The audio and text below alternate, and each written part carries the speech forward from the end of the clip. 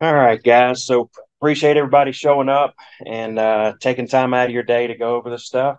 We're gonna, like Tate said, we're gonna go over a little bit of Somerset stuff, a little bit of fire gear. And if you have any questions while we're going over it all, we should be able to, between all of us here, between Chris, Tate, me, Ian, we should be able to get you a good solid answer today.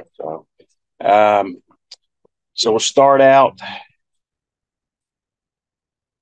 talking a little bit about the company. So if you're AMD Direct is the mother company. We have multiple brands. Started out as just Somerset grills, and then it's kind of expanded from there.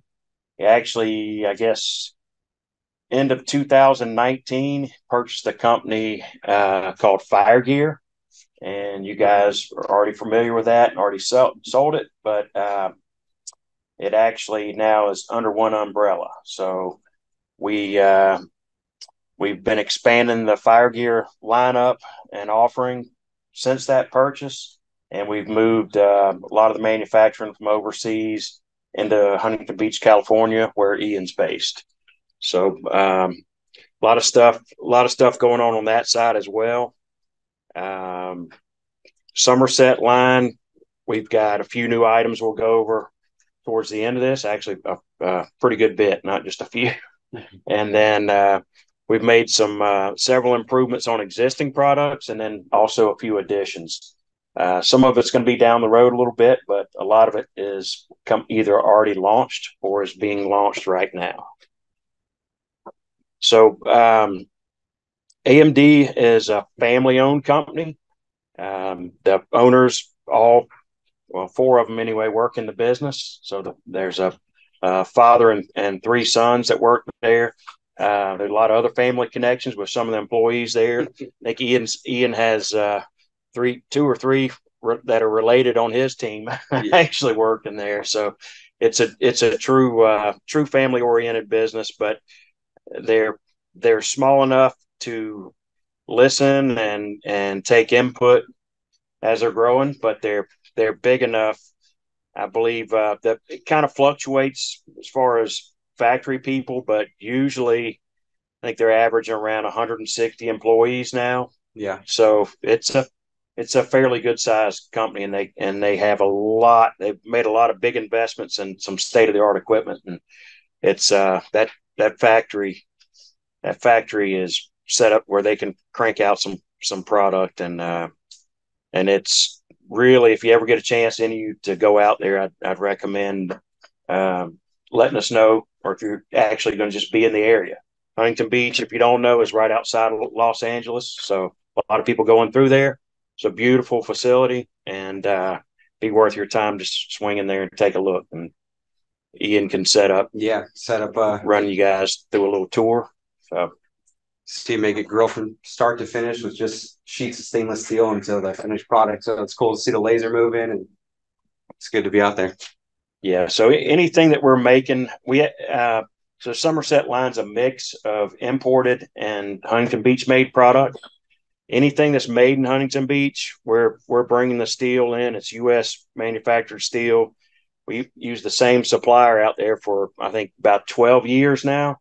So during COVID, we always had stainless. If it was something like Ian said, they could roll out of a sheet and laser cut and bend and break and make, then we were never out of that product during COVID. So all of our doors and drawers we make there.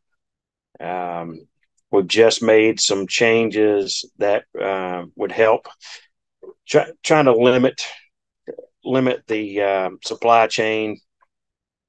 We'll go over the changes in the doors and drawers a little bit later. But having the product made with fewer parts, we're not relying on hinges, hinge suppliers, little things like that. You can bend the stainless on a door, but if you don't have a hinge, you can't hang it. So little stuff like that we learned about a few years ago, that where the weak parts were in the supply chain. So um, Ian, maybe tell a little bit about your team and what all you guys do.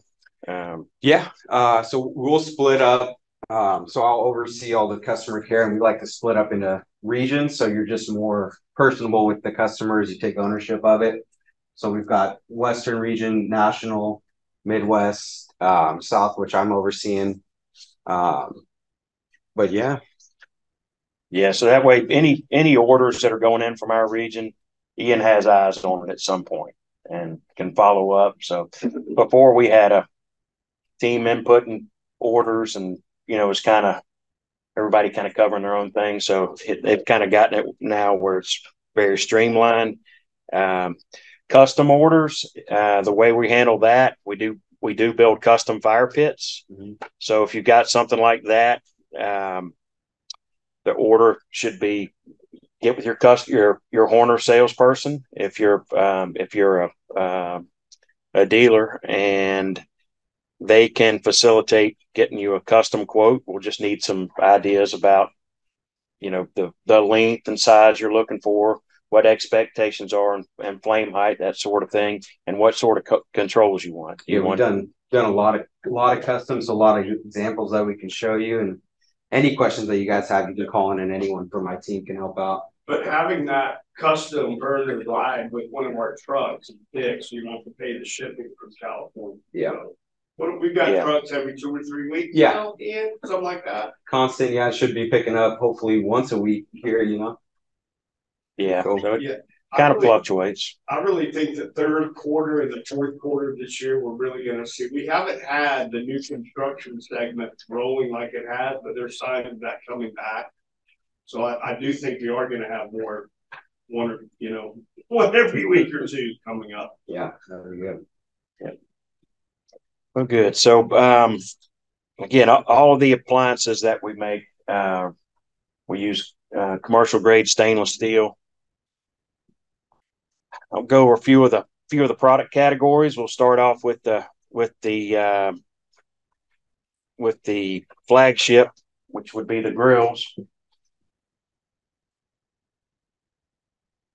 We make multiple burner designs. We use the cast stainless figure 8 burner you can see there in one of our grills. We have a straight cast stainless burner, U-tube burners.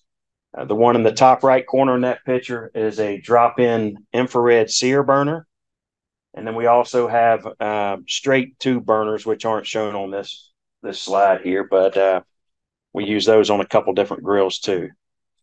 So all the burners have a lifetime warranty.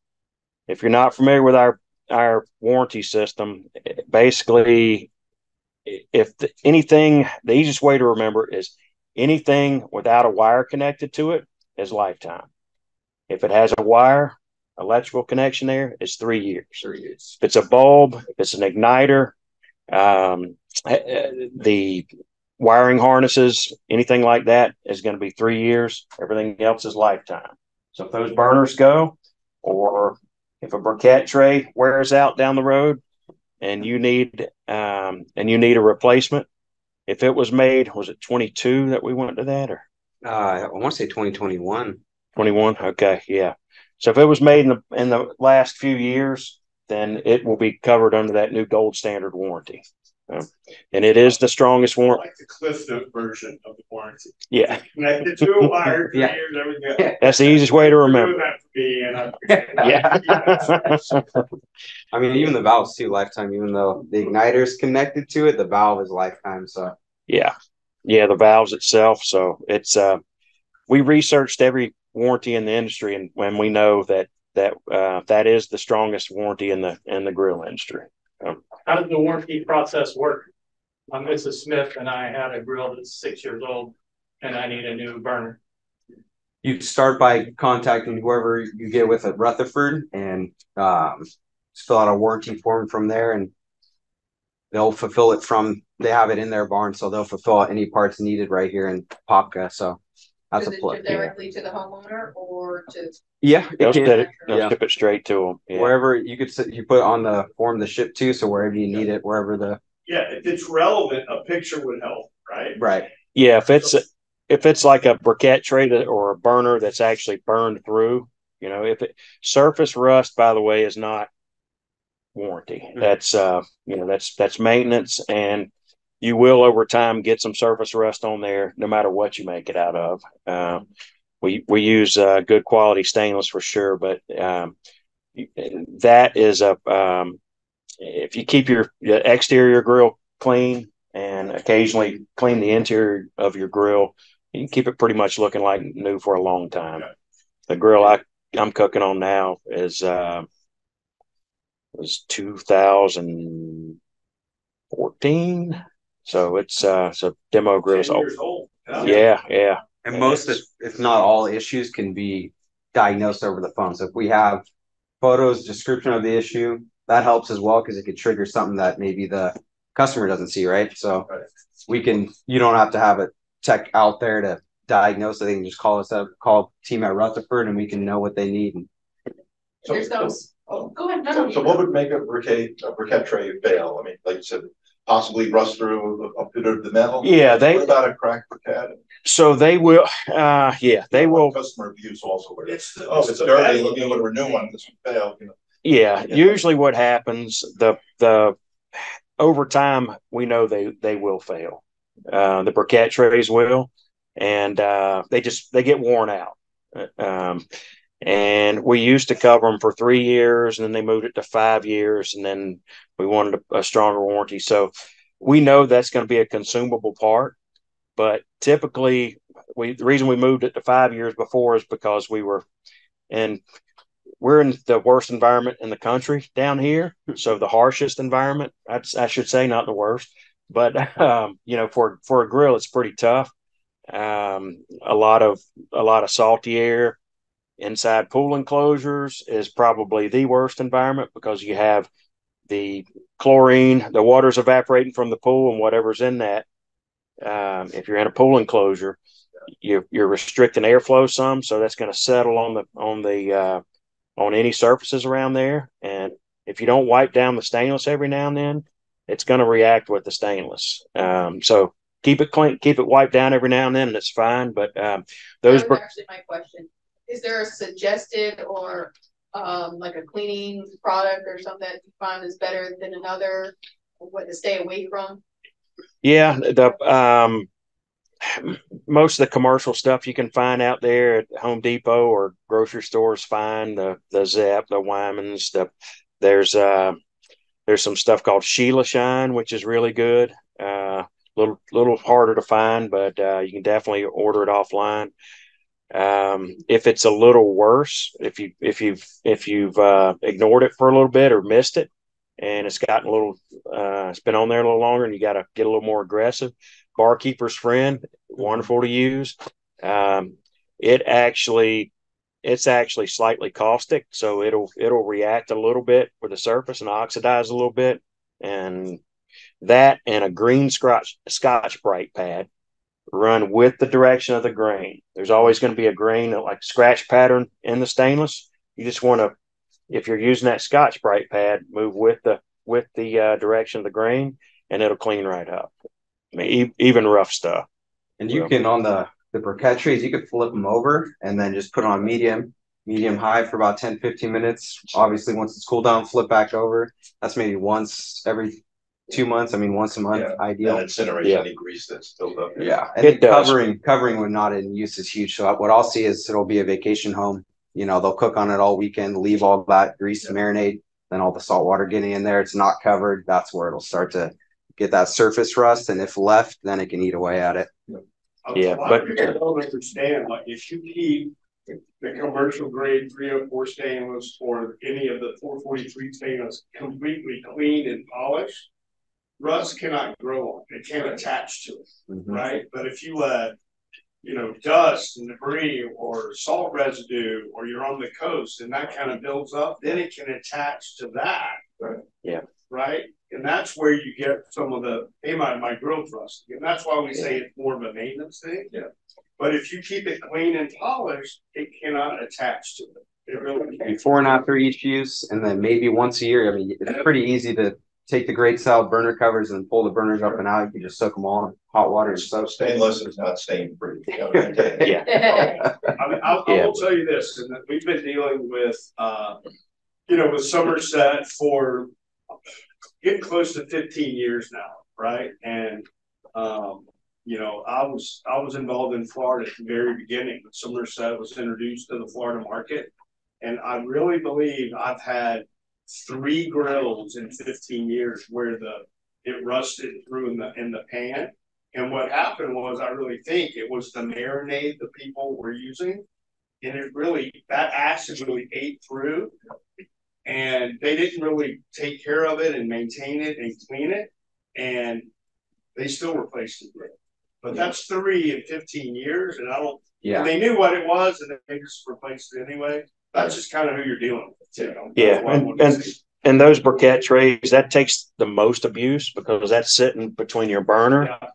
It's taking all the heat before it ever gets to the grate there, and everything that falls down goes there. So that is the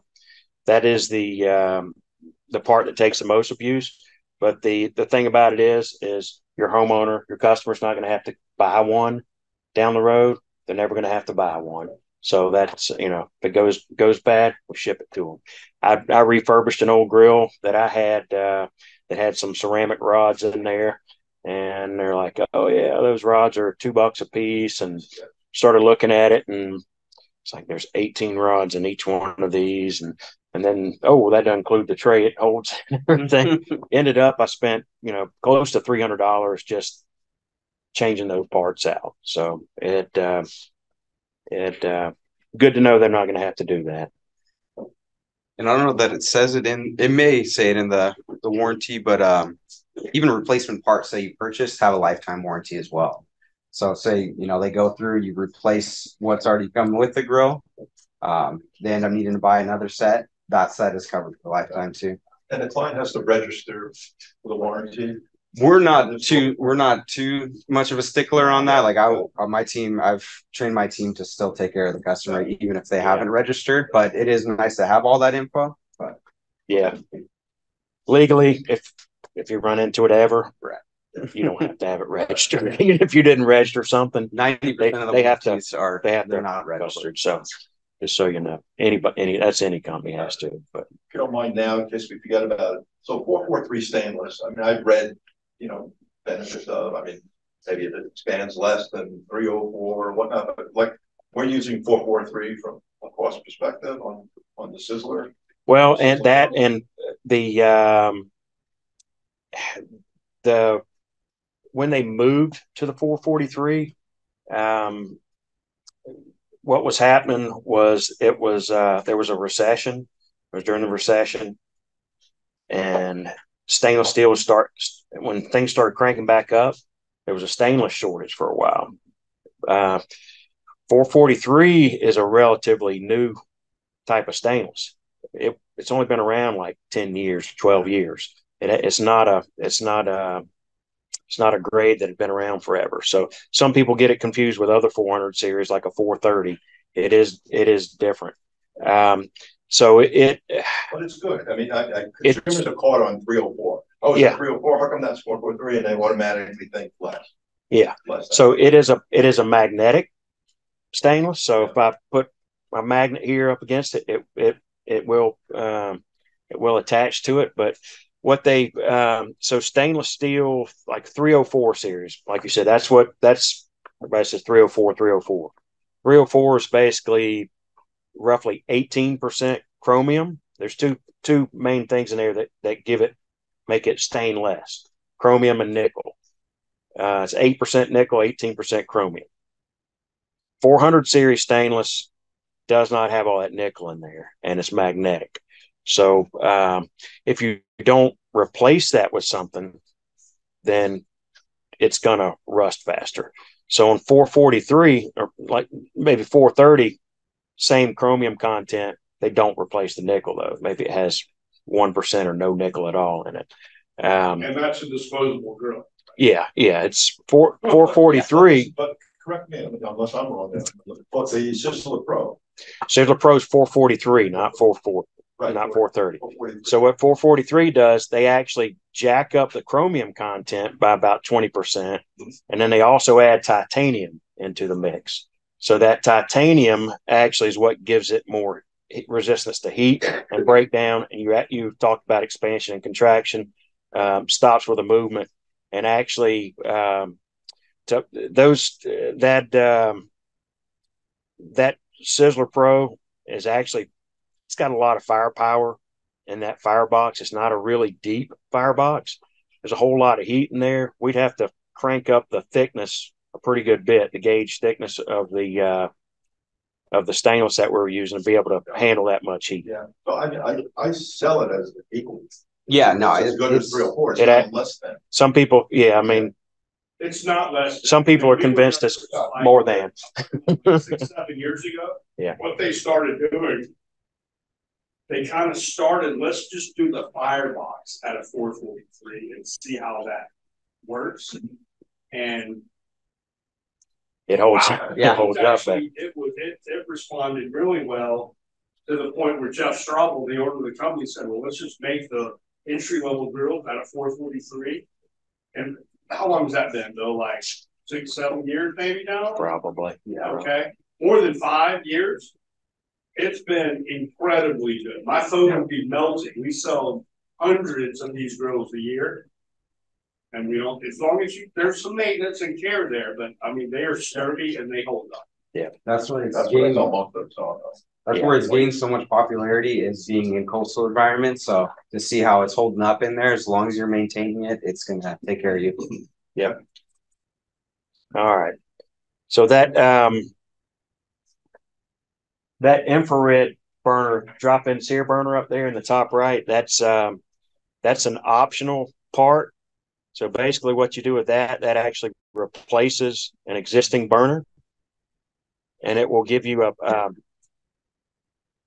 what it'll do is it'll get to amazingly high temperatures within about 5 minutes. You can hit about 1,000 degrees or more within 5 minutes with that burner. So if anybody's wondering why they have that as an option, so for searing tuna, stuff like that, all these grills will get hot enough to sear, but it takes a while, to get everything up to temperature there. But And you don't put the briquette tray. You do not have the briquette tray. That it's direct.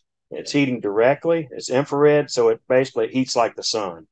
If you're standing in the shade and it's 90 degrees out versus standing in the sun at 90 degrees, you immediately, when you step out of that shade, feel that heat, on your skin, and it's kind of doing the same thing. It's directly heating anything line in sight, and in its line of sight. That's what's getting the grate so hot to get those like restaurant style.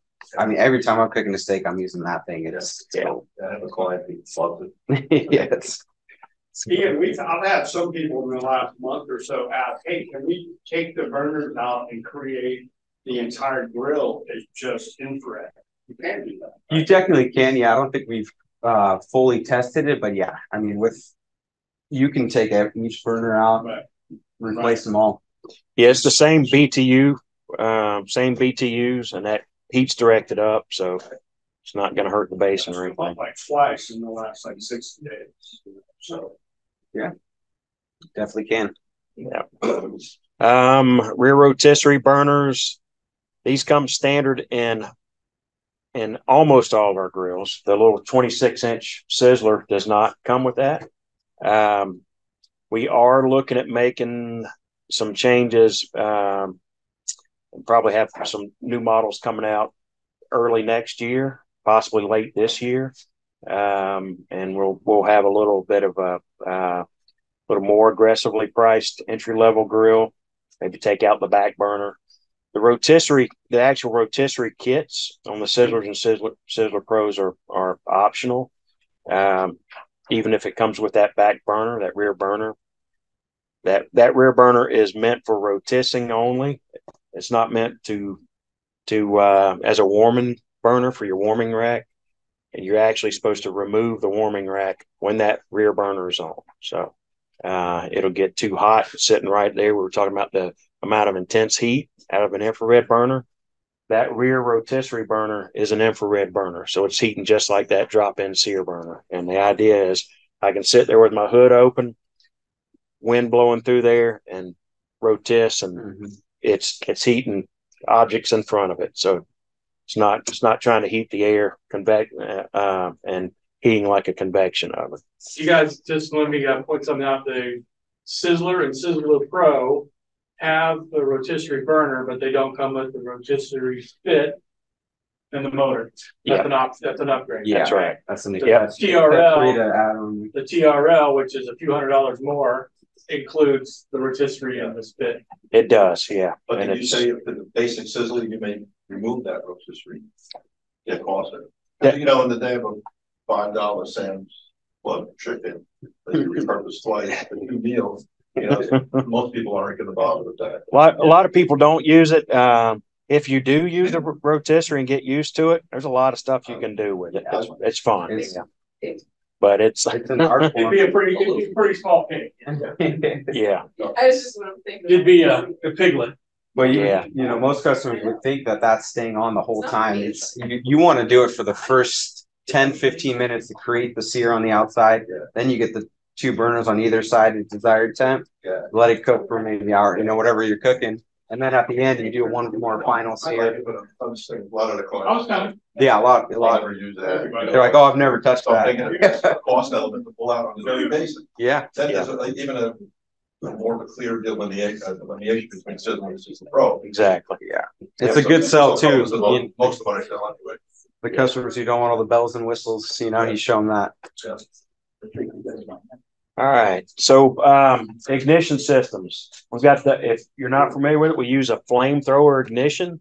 It's the same igniter style on every single one of our grills. We used to at some point try going to some powered electronic ignition stuff, and it's problems. So we have gone to whether it's a $1,200 grill or a $12,000 grill. We've gone with this flamethrower ignition. It's solid. It's the most reliable ignition in the industry. And basically the way it works is the igniter is actually part of the valve. It's attached to the valve. So when you go to turn that knob, press it in, once you hit that start position, it automatically sparks. It lights what's similar to a pilot light, and it's actually what we call the flamethrower, and it shoots a jet of flame 4 to 6 inches down the side of the burner. So we're talking about cooking, all this stuff falling down there. Most of that fat and oil and stuff will get caught by the briquette trays. Some of it will get through, and if it gets on the burner, you'll get some buildup in there, and your burner ports will start clogging. Well, on most ignition systems, if the burner ports next to that igniter are clogged, it's not going to light. It's going to sit there and it'll never light because you're never going to get gas to it for a long time. Until it builds up in there enough, and then you get the big boom. So the idea behind this is we're shooting past a dozen or more burner ports. One of those is going to ignite, and then everything will feed off of that, ignite off of that. So the 2 valves on the right side are for the our rotis burner. That's one call I'll get a lot is they'll say they think the drop-in sear burner is not working or the back burner is not working. That's the sear burner to start is a bigger cavity burner, right? So you're going to have to press in the knob, turn over, let that chamber fill up. What's happening is they'll go up and you hear them keep cranking. You gotta fill it up with gas, and same with the back burners. Got to go through a flex tube all the way to the back, bigger burner. You got to hold it in 10 seconds or so. Remote. Yeah. You gotta let the gas. Yeah, and the back burner is a different design because that gas has to travel from the valve around the back, around the side of the grill and up to that back burner. You're opening the gas when you turn that valve. So just keep in mind that valve's not shooting straight into a burner. It's got to go around and get up to that back burner. So they just need to bleed the line. It's almost never going to start on the first time, no matter how you do it, unless you just started it and then cut it back off. Usually it's going to take 2, normally 3 times, And you also 3 don't tries. necessarily see a flame on it. Like, In the daylight, it's hard to see. It's Yeah. really blue. It's really clean burning. And then all of a sudden you'll see it. You put your hand up there, you'll feel it instantly. But it, Yeah, or you night can it's hear it. pretty cool looking at night. Yeah. And then that's the optional rotisserie kit that for the Sizzler and Sizzler Pro that Chris was mentioning earlier. That kit has a 25-pound capacity. Our bigger ones for the other grills are rated at 40-pound capacity. So briquette trays. Can I ask? Yes. Back to the rotisserie, that counterweight? I haven't used one yet, so how does that So what? work? Yeah. So on the rotisserie kits, he was asking about a counterweight. There's a counterweight that slides on the rod, and basically what it's for is if you're putting a fair amount of meat on there, it's really easy to get it kind of out of balance because you try to center it the best you can, Right. but it'll lug the motor a little bit when when the heavier part gets there. So it's basically a counterweight to offset when you don't have it centered, So you'll put it on first, and then the handle screws on, and then that's where you can get a different, adjustment. You pull Adjust it in forward and or out. back, to get it perfectly dialed in. Because what'll happen is looking perfect, then it rolls. So once you can get it perfectly counted, Yeah. And that's included on all the rotisserie? Yes. Okay. Yep. Premium briquette trays. So our briquette trays, if you don't know, Ian mentioned a little earlier, they are what we call a captured briquette tray. So everything's kind of locked in with those metal pieces on the top of it. This is that pit is a picture of the Alturi. All the trays differ a little bit depending on the grill that it's built in. But you basically lift that tray up, flip it over, drop it back in, turn the burner on, and fire it up, and it's like a self-cleaning oven. It'll turn all the buildup on ash.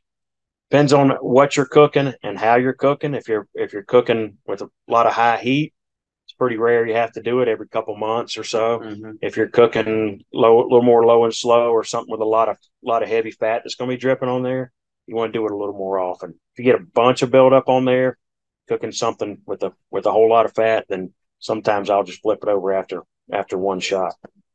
It's like a soft bristle brush for the briquettes, just because they are ceramic. You don't want to dig into too much, and then you can use a stiff wire for any stainless steel portion of it. Yeah. The briquettes do an amazing job of giving you consistent heat per square inch, really. Where a lot of grills have you'll have hot spots or cool spots, and if you doesn't cook consistent, with these they do.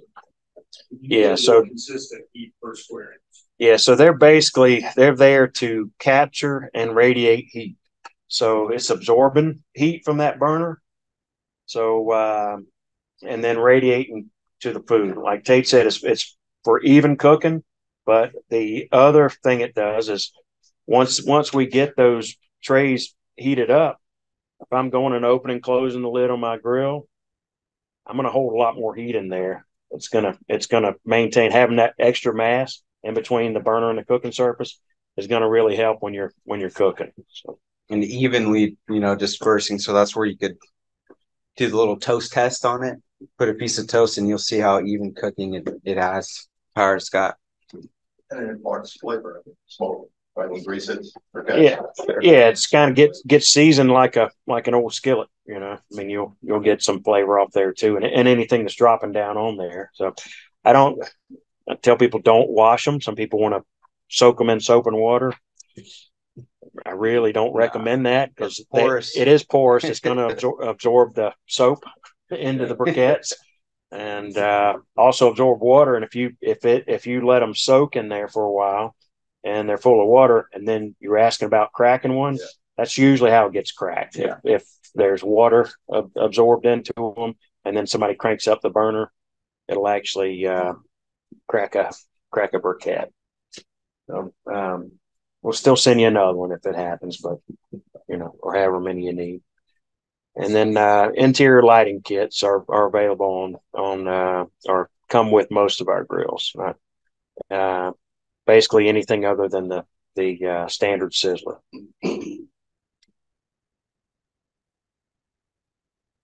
All right. So I'll run you through the grills that are available today.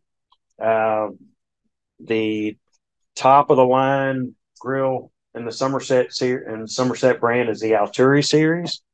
It comes in the 30, 36, and 42-inch sizes. So this grill uses the YouTube burner. You can see in that picture at the top right.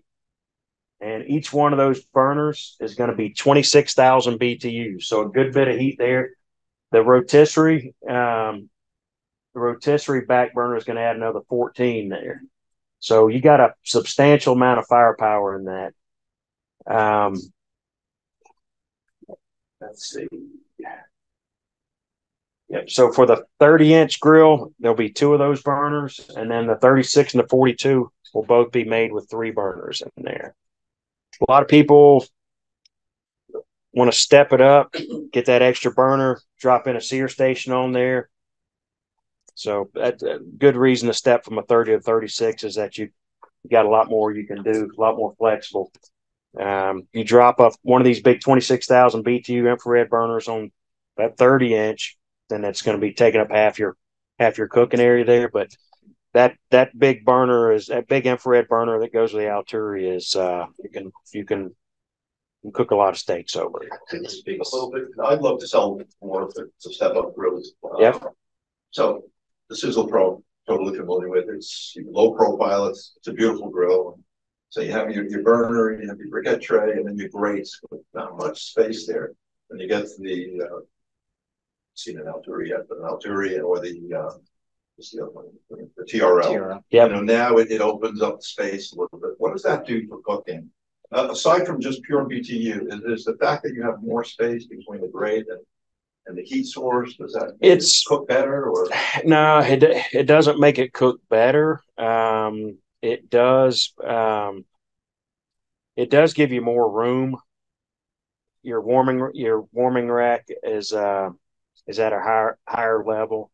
Those grills are a little deeper also. They have a little more surface area to cook on. Comes in the rotisserie. Yeah, if you want to rotis a turkey or something, that sizzler is going to be pretty tight. You might have to pull the briquette trays out, to get enough room in there. Pull the the cooking grids and the briquette trays out, get enough room to spin it. The bigger oven on the top, if you're looking at them side by side, we have a display trailer out there. And any of you people that are remote, if you ever want to see the display trailer, just let us know, and we'll try to set up a time we can come by there and do some hands-on with each one of the grills. Because most people have a go-to grill that they're used to using, like you're mentioning. You don't get to really see the others other than a catalog. But when you're actually able to touch and feel and lift the hoods and see all that, you can kind of tell where the difference comes in. So basically, this grill is a lot heavier construction. It's a thicker gauge of stainless. This is a Huntington Beach manufactured grill also. So it is that US 304. Other features, it has a spring assist to it. So even though that hood's a lot heavier, it's actually a combination of 14 and 18 gauge stainless. So it's got some weight to it, but you don't feel it. When you go out there and you lift that hood, it's spring assisted. So you can lift it up and down with one finger, no problem. And I've been trying to solve something to a guy once, but talking about it. The Alturi is kind of up there with like a TCS Series 7 type product, I would say. Yes. Yeah, that's a good, that 7 series about it. Yeah. So what we're gonna do, are you gonna walk through the rest of the grills? Yeah. So we should do that, and then we should go outside and look at them. Yep. Before it's 500 degrees. Right now it's probably only 100. Yep. And Yep. That's what I figured. About to add the bills, 30. what I like to do, and we have customers in with the showroom, is I do a good, better, best model. So I'll start them with the sizzler. I'll show them the round grates, just give them the feel, the weight of the grate, or pulling out the burner. And then you step up, to the TRL where it's got a thicker, heavier duty millimeter grate. They could feel the difference. And then you get the Alturi with the square cooking grids. Feels a lot heavier, and you show them the YouTube burner, the included rotisserie kit. Yeah. It's cool to give a little good, better, best model. Yeah, and it's yeah, the cooking grates are substantially heavier too. So all that we're talking about, the extra mass inside of the grill with the briquette trays, those heavier cooking grids add more mass too. A lot of people look at the cooking grates and they go up. Some of these manufacturers go up to big diameter rods, but you look at it, and if you look closely, they're really spaced apart a good bit. You stick your thumb down in there, and most of them you can't get the tip of your pinky down inside in between these grates. So we use not only do we use good sized diameter grates, but they're really closely spaced. So if you take one grate, flip it over, and drop it on the other, it's you'll see there's no gaps in between it there. So roughly half of your food's going to be in direct contact with those cooking grates. That's on all of them. I think it adds something like 33% more cooking surface just going from this. Yeah, it's not. Ian, were you kind of, since we're talking about the ulterior, can you go through the promotion that's going on right now? I got it on a sheet here. Okay, yep. Okay. Yep. So, yeah, this grill, actually, I'm scared to change it up right now. This presentation, because they got it on their, they have copies on their. Yeah, and I'll pull up the Tate was talking about the promotion there. I'll pull it up here and a little later, and we'll go through it. But it's not just on the Altura grill; it's all the accessories that go with it also. Mm-hmm. So the carts, the side burners, the double side burners, power burners, all that stuff is discounted right now. Some of it over 20%, up front. So pretty substantial. That promo is running right now, set to run through July 17th. So you want to take advantage of that. A lot easier to justify with the new price. Yep. The 40-pound capacity rotisserie kit comes with this. Cover comes with it. So you're pretty well set up to cook right out of the gate. All right, the next one down the line is going to be the TRL series. So we have a TRL, and then we have a TRL-D. That TRL is going to be available in the 32 and 38 inch. When we go to the 44 inch, there's a couple of different features. We actually beef it up a little bit because it is such a big grill. It's in the 4,000-ish retail range, a little over, just over. So it's a very strong price point for a big grill, a lot of cooking space there. The TRLs, the 32 and 38 are going to use the YouTube burner again. These are 18,000 BTUs, have a 15,000 BTU rear rotis burner on either size. The TRL-D, we actually go to 20,000 BTUs cast stainless figure 8 burners. So it's a little bigger burner, a little more firepower, a little more heat there. But that's really the biggest difference. These grills also will come with the rotis kit included, so you don't have to buy that, and it will also have a 40-pound motor.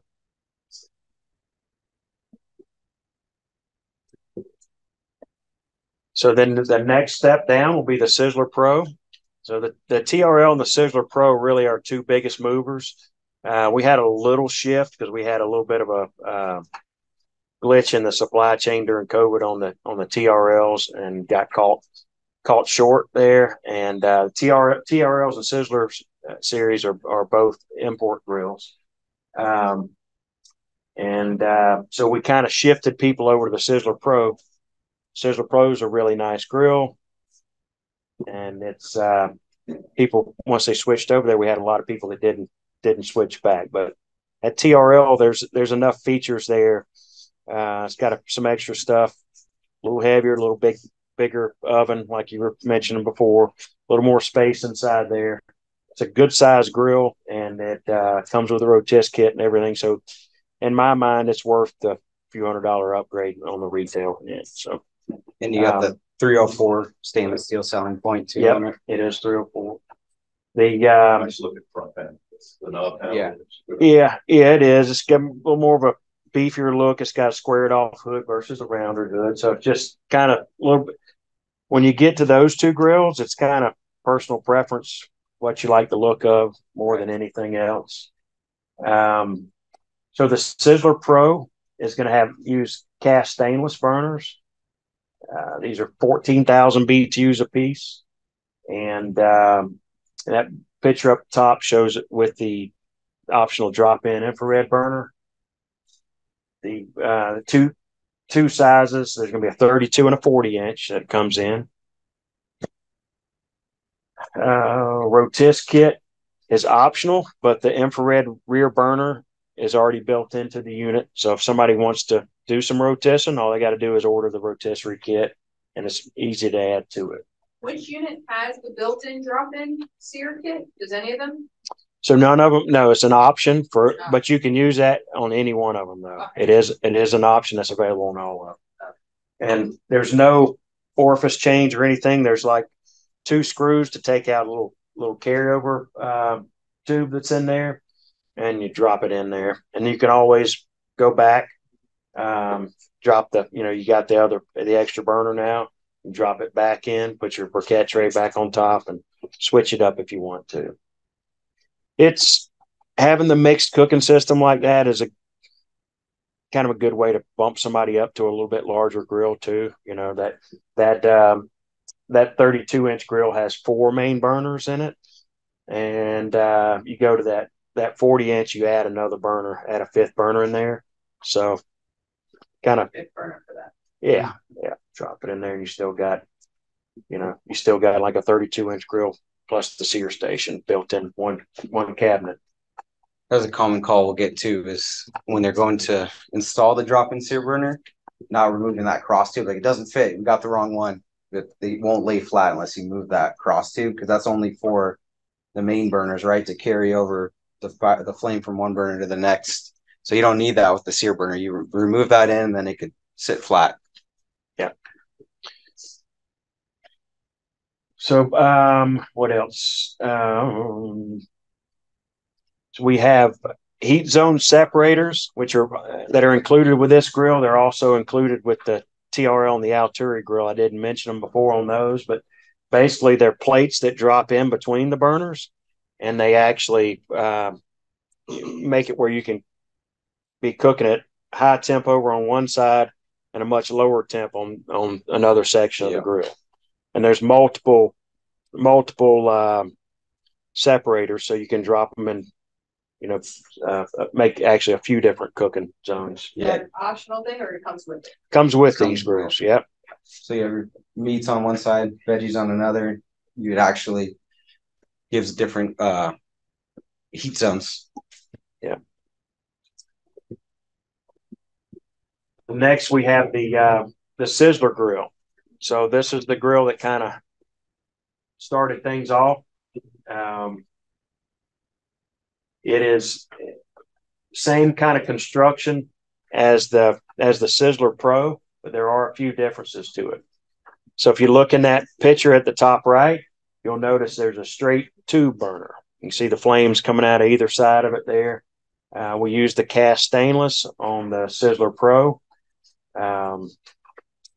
Will the cast stainless last longer than the tube burner? No, it won't. But it is a heavier burner, and it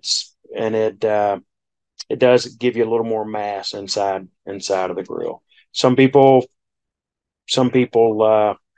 that have used them before really like the cast stainless burner. It is a thicker, heavier material. Like I said, other than adding mass to it, though, it doesn't, and adding a couple thousand more BTUs per burner. That's probably the biggest part for us. It's a step up. These burners are 12,000 BTUs versus the Sizzler Pro's 14,000 BTUs. So, and why you said it won't last as long? It will. They'll last. The straight tube burners and the U2 burners will last as long as the cast stainless. Okay. Yeah, some people think because it's thicker and heavier that the cast burners are going to last longer. We warrant all of our burners for a lifetime, so that's not really a major deal anyway. But the cast stuff you get impurities in there. Whenever you cast something, it's not going to be as it's going to have more impurities than a raw tube of piece of tubular stainless. So does that increase the interior scale inside? And does it clog the the holes, or no? On the cast stuff, the cast, if it should fail later, like what happens? What would make them fail? I mean, I think it's. I mean, I saw it as possible. It is probably a little better system. It's not gonna length of time it's gonna last.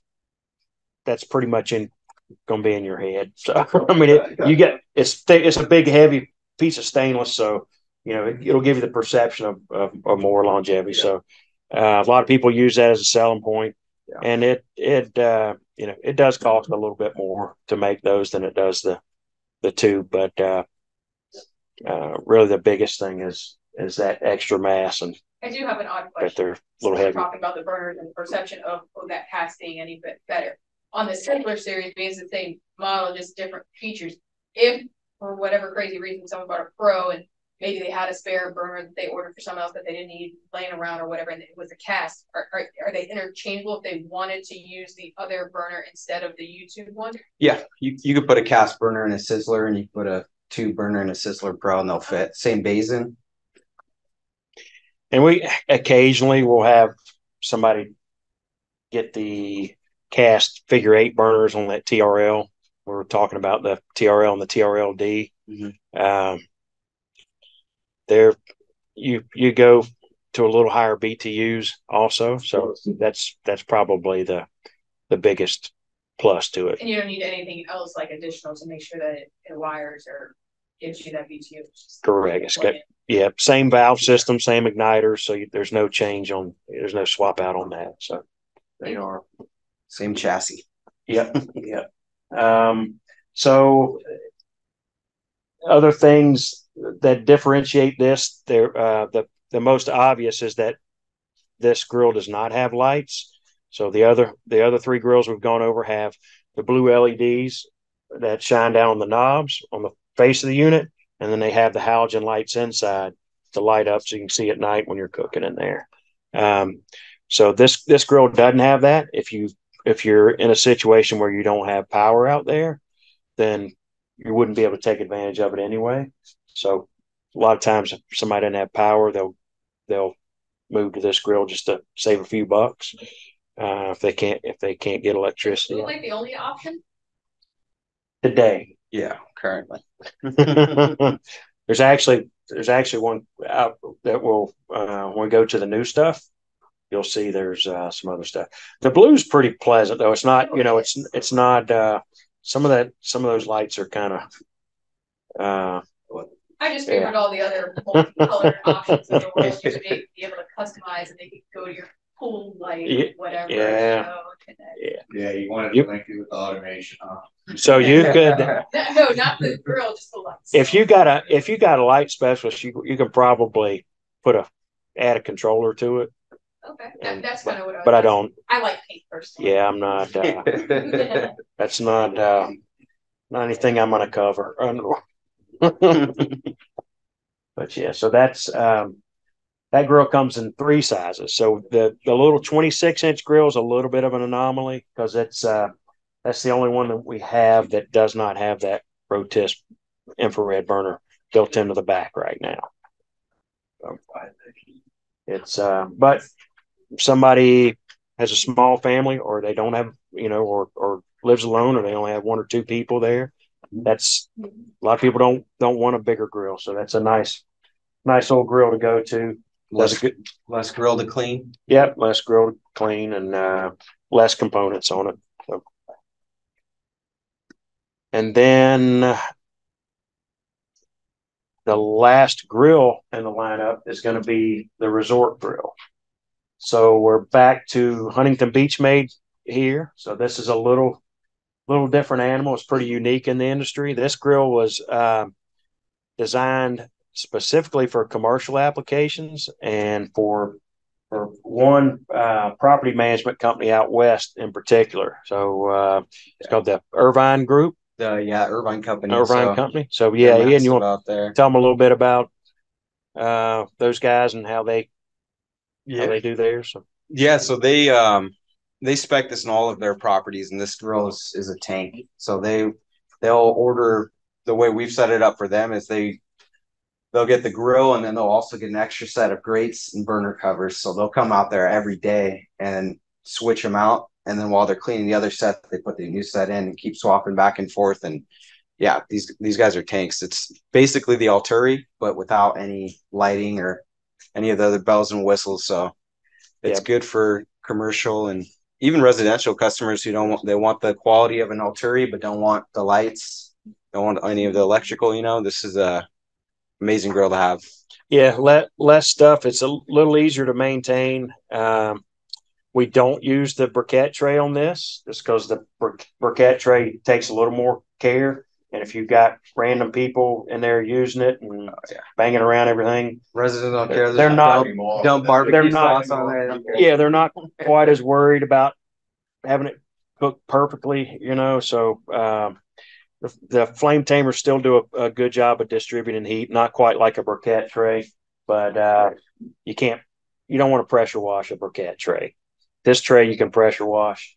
Those guys actually pressure wash their grills weekly, I think. And they'll take it out, pressure wash it. And these have been in there for coming 10, 15 years, so they're holding up.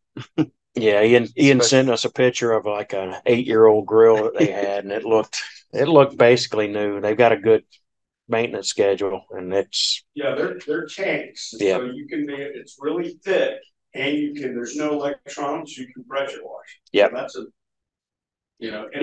so can you talk about I've never seen like a lifetime commercial warranty either. Yep. So this grill has we're talking about a gold standard warranty. It also applies to this grill. As long as they have a regular maintenance schedule, we don't have anything spelled out specifically, but like every other grill, it does need to be maintained and cleaned up, but it has a lifetime warranty for multi-user and commercial applications. So it's huge. We don't see that out there. I don't know of another company that does in our industry.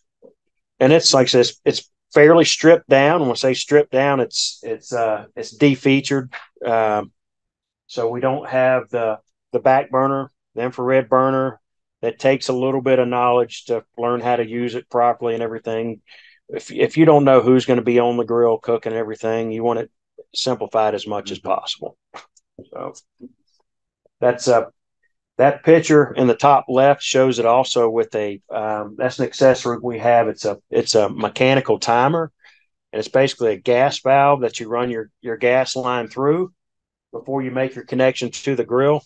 And it limits the amount of time that grill will run. So you don't have to worry about somebody leaving their grill on. A lot of people use this, and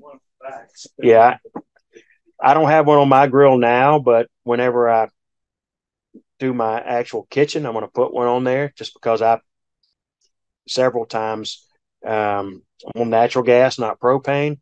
Done it on propane before too. You leave your grill after you're done. You fire it up to try to burn stuff off.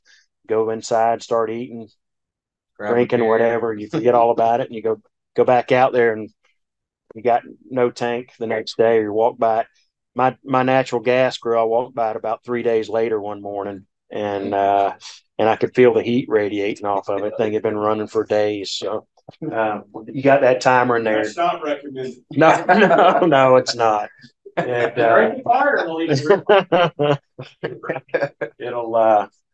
it'll limit your gas usage and but it's only available accidents. One size, which is 30 inches. Yes. So that is a 30-inch grill. So what most of these places will do is do 2 separate grills anyway. You can put a big grill on a multi-user application, but pretty much one person is going to be using it. So it's a whole lot better idea in these applications to do 2 separate ones. Rutherford's got some designs on some stuff where they've done some where they had like have one at regular height, then have the other one step down. Handicap. Yep, for like a handicap applications, make it accessible. So it's lifetime warranty no matter what, or they have to prove there was a maintenance schedule.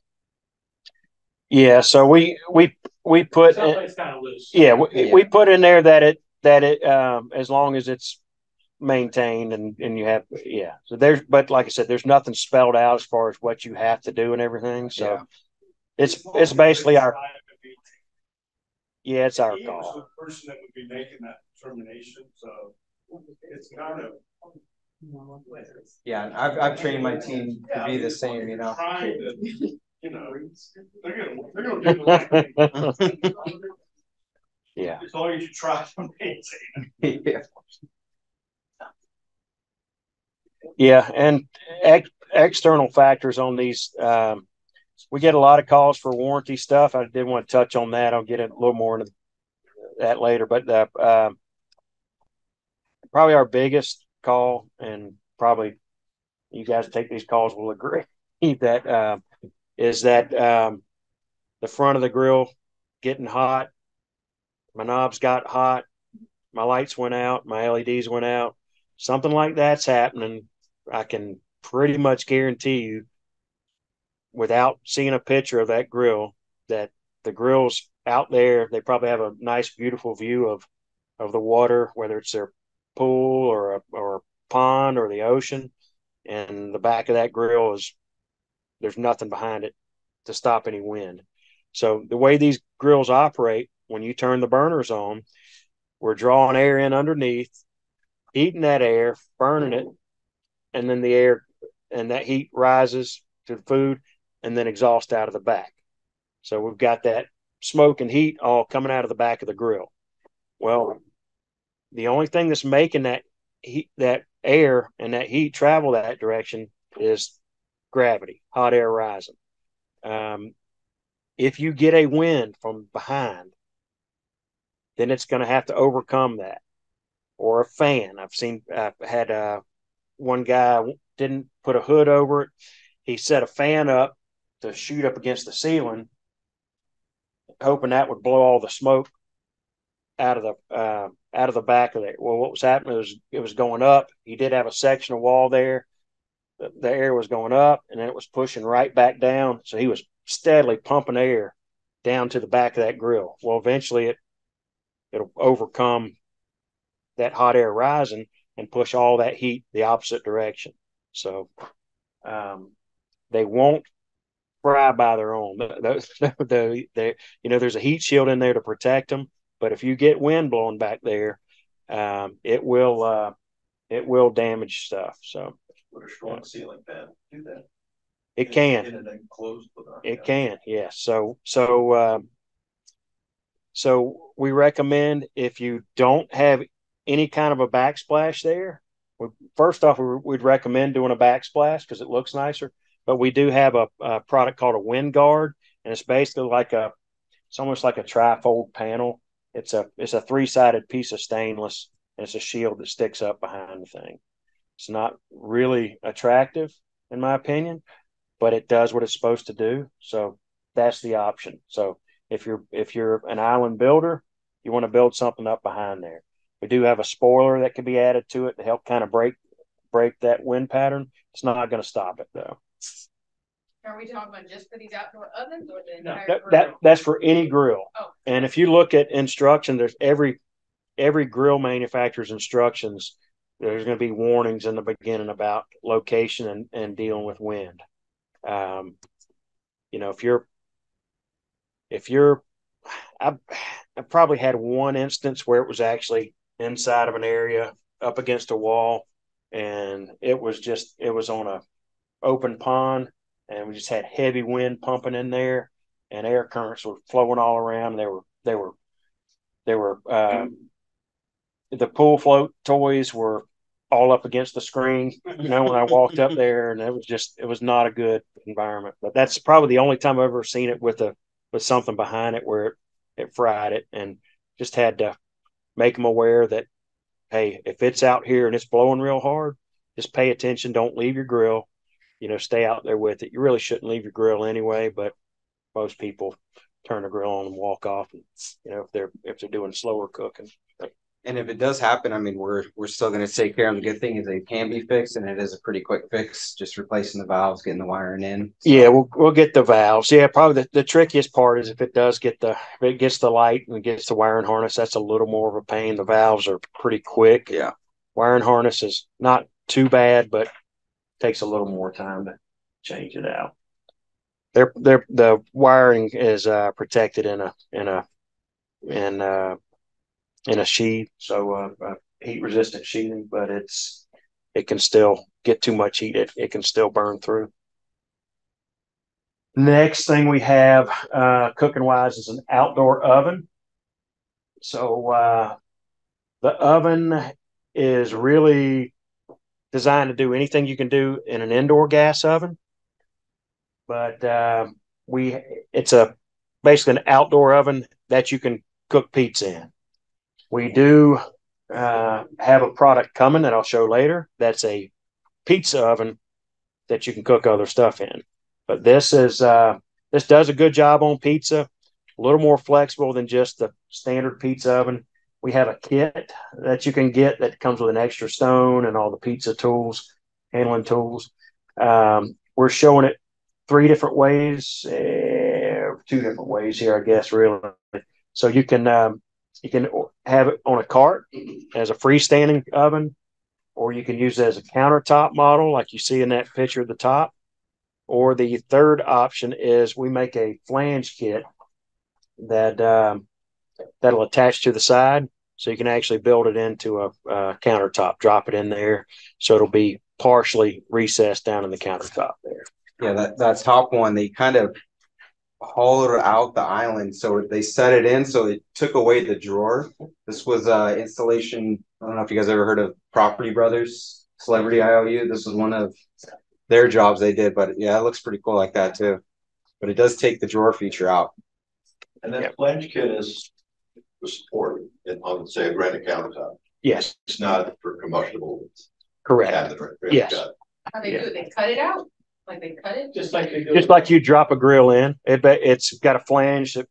Oh, you just remove the drawer and drop it in? This one normally kind you of don't. Yeah, it was a unique installation how they wanted to do it. But yeah, I think there's a floor beneath that one actually. I was looking for the drawer in that picture.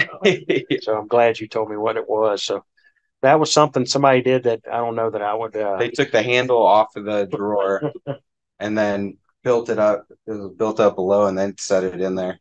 Yeah. But usually, yeah, the flange kit just, I don't know, 8 screws on either side, and that will drop in, and then you got the access to the drawer and all that.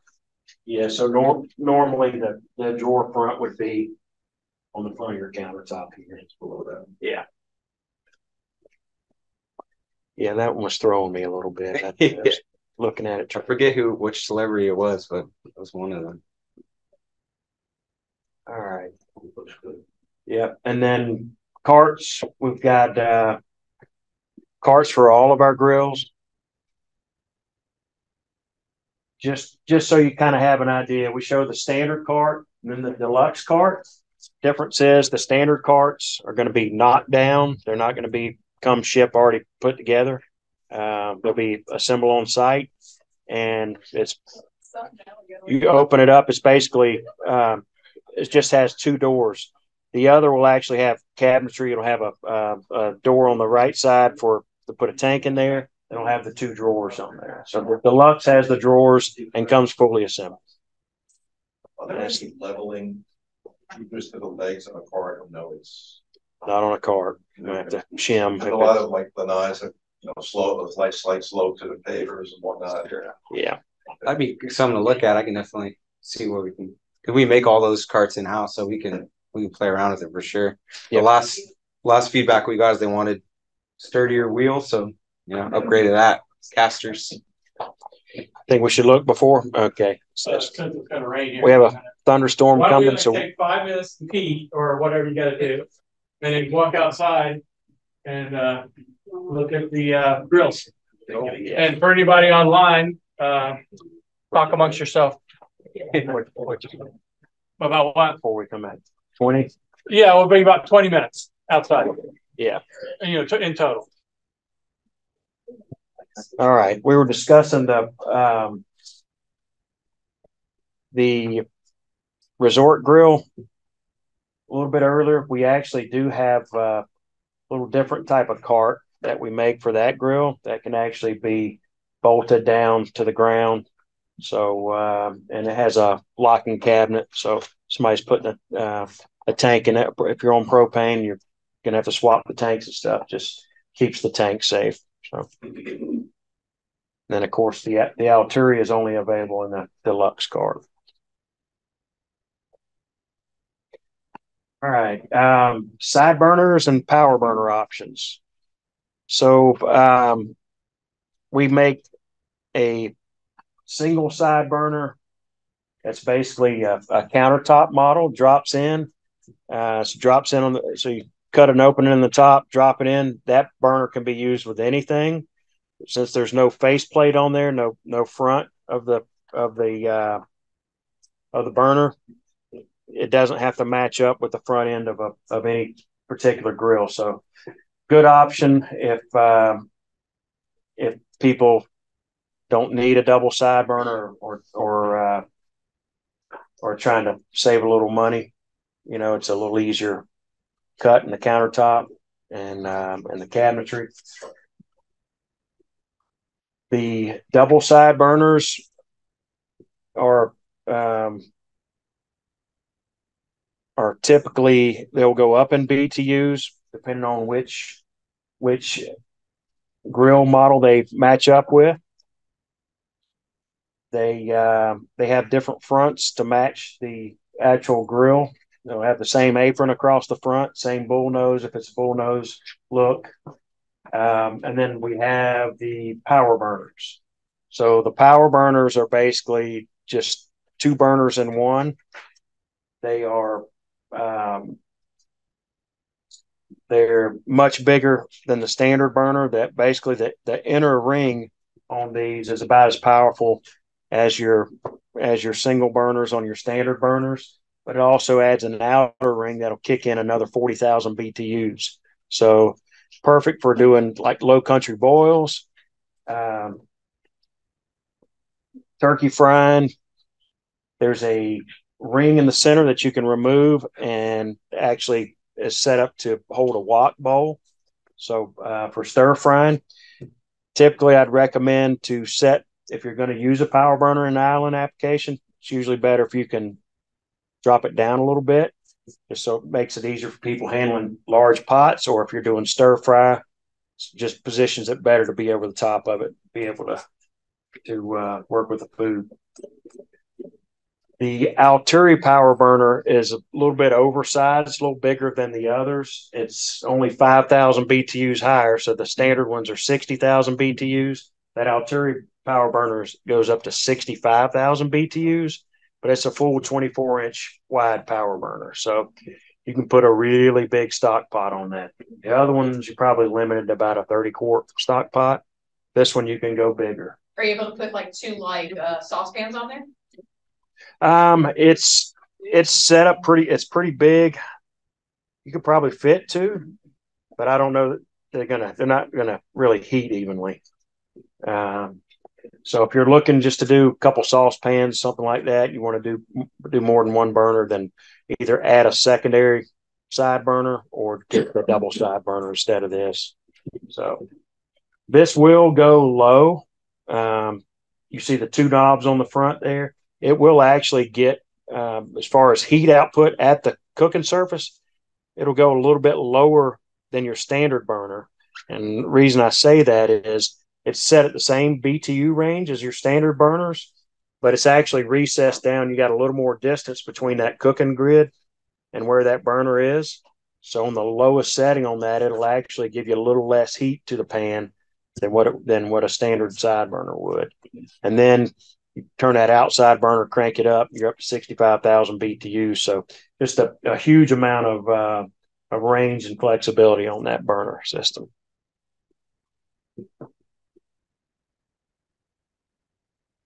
We have some of you guys may have used the drop-in sear station before. those are actually being discontinued, just so you have a heads up. If you have any, they are, I think they're marked on the current price list that just came out. It's kind of a while supplies last deal. Didn't have enough movement on them, and it's just trying to streamline a little bit and make room for some other new stuff that is being asked for and moving. Yeah, most customers will just opt for the drop-in sear burner, you know. Yep. Yeah, go with a bigger grill and step up the grill and drop in. So I like it. I actually have one, but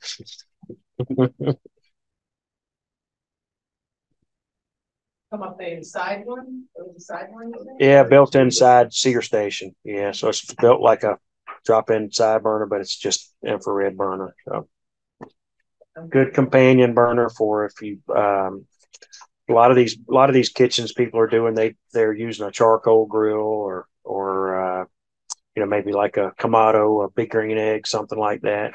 That's a nice option. Or a side burner. You can still do a side burner and something like that, a power burner and a Kamado, and you got a pretty decent cooking setup there. So all of our island componentry, they're all made in Huntington Beach, 304 stainless, and they have a lifetime warranty on them. Soft close drawers, we have two different series that we make. We have the standard series, and then we have a masonry series. The masonry series is a little more limited offering.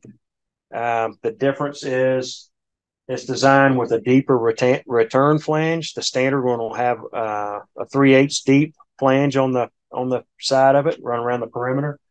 And the masonry doors will actually have a 1.25 inch.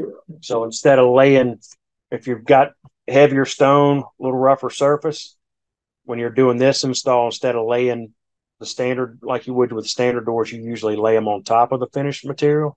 On this, you would put it inside, bring your finished material up to the side of it there. So stacked stone, stuff like that, it finishes out nicely. We're in the process of a transition, which we'll show you. I'll show you a little more details in a little while, but you can see that hinge that's shown on the side there. We're actually moving away from the hinged doors, and we have a new handle design that's come out. So we're already starting to ship them. If anybody has a showroom that they want to show the new stuff on, we can swap it out. If you want to just change, if it's drawers, something like that, there's no hinge on that. So it's just a matter of a handle change. It's 2 screws, boom, change it out and it'll match up with the new stuff. Outdoor refrigeration. We'll go through some of the new components that we've got here in just a little bit. Cold storage and sinks. So we have showing a beverage center hit there with a speed rail in the front to hold your bottles, condiments and stuff in the top just above it. And then there's actually a cooler section in the back, and then a sink also over there on the side. We also have drop-in coolers that are made to drop in the countertop. It's a really good idea if you've got a dead space, like a dead corner, which normally nobody's going to use anyway, a little hard to get to. Drop-in cooler there.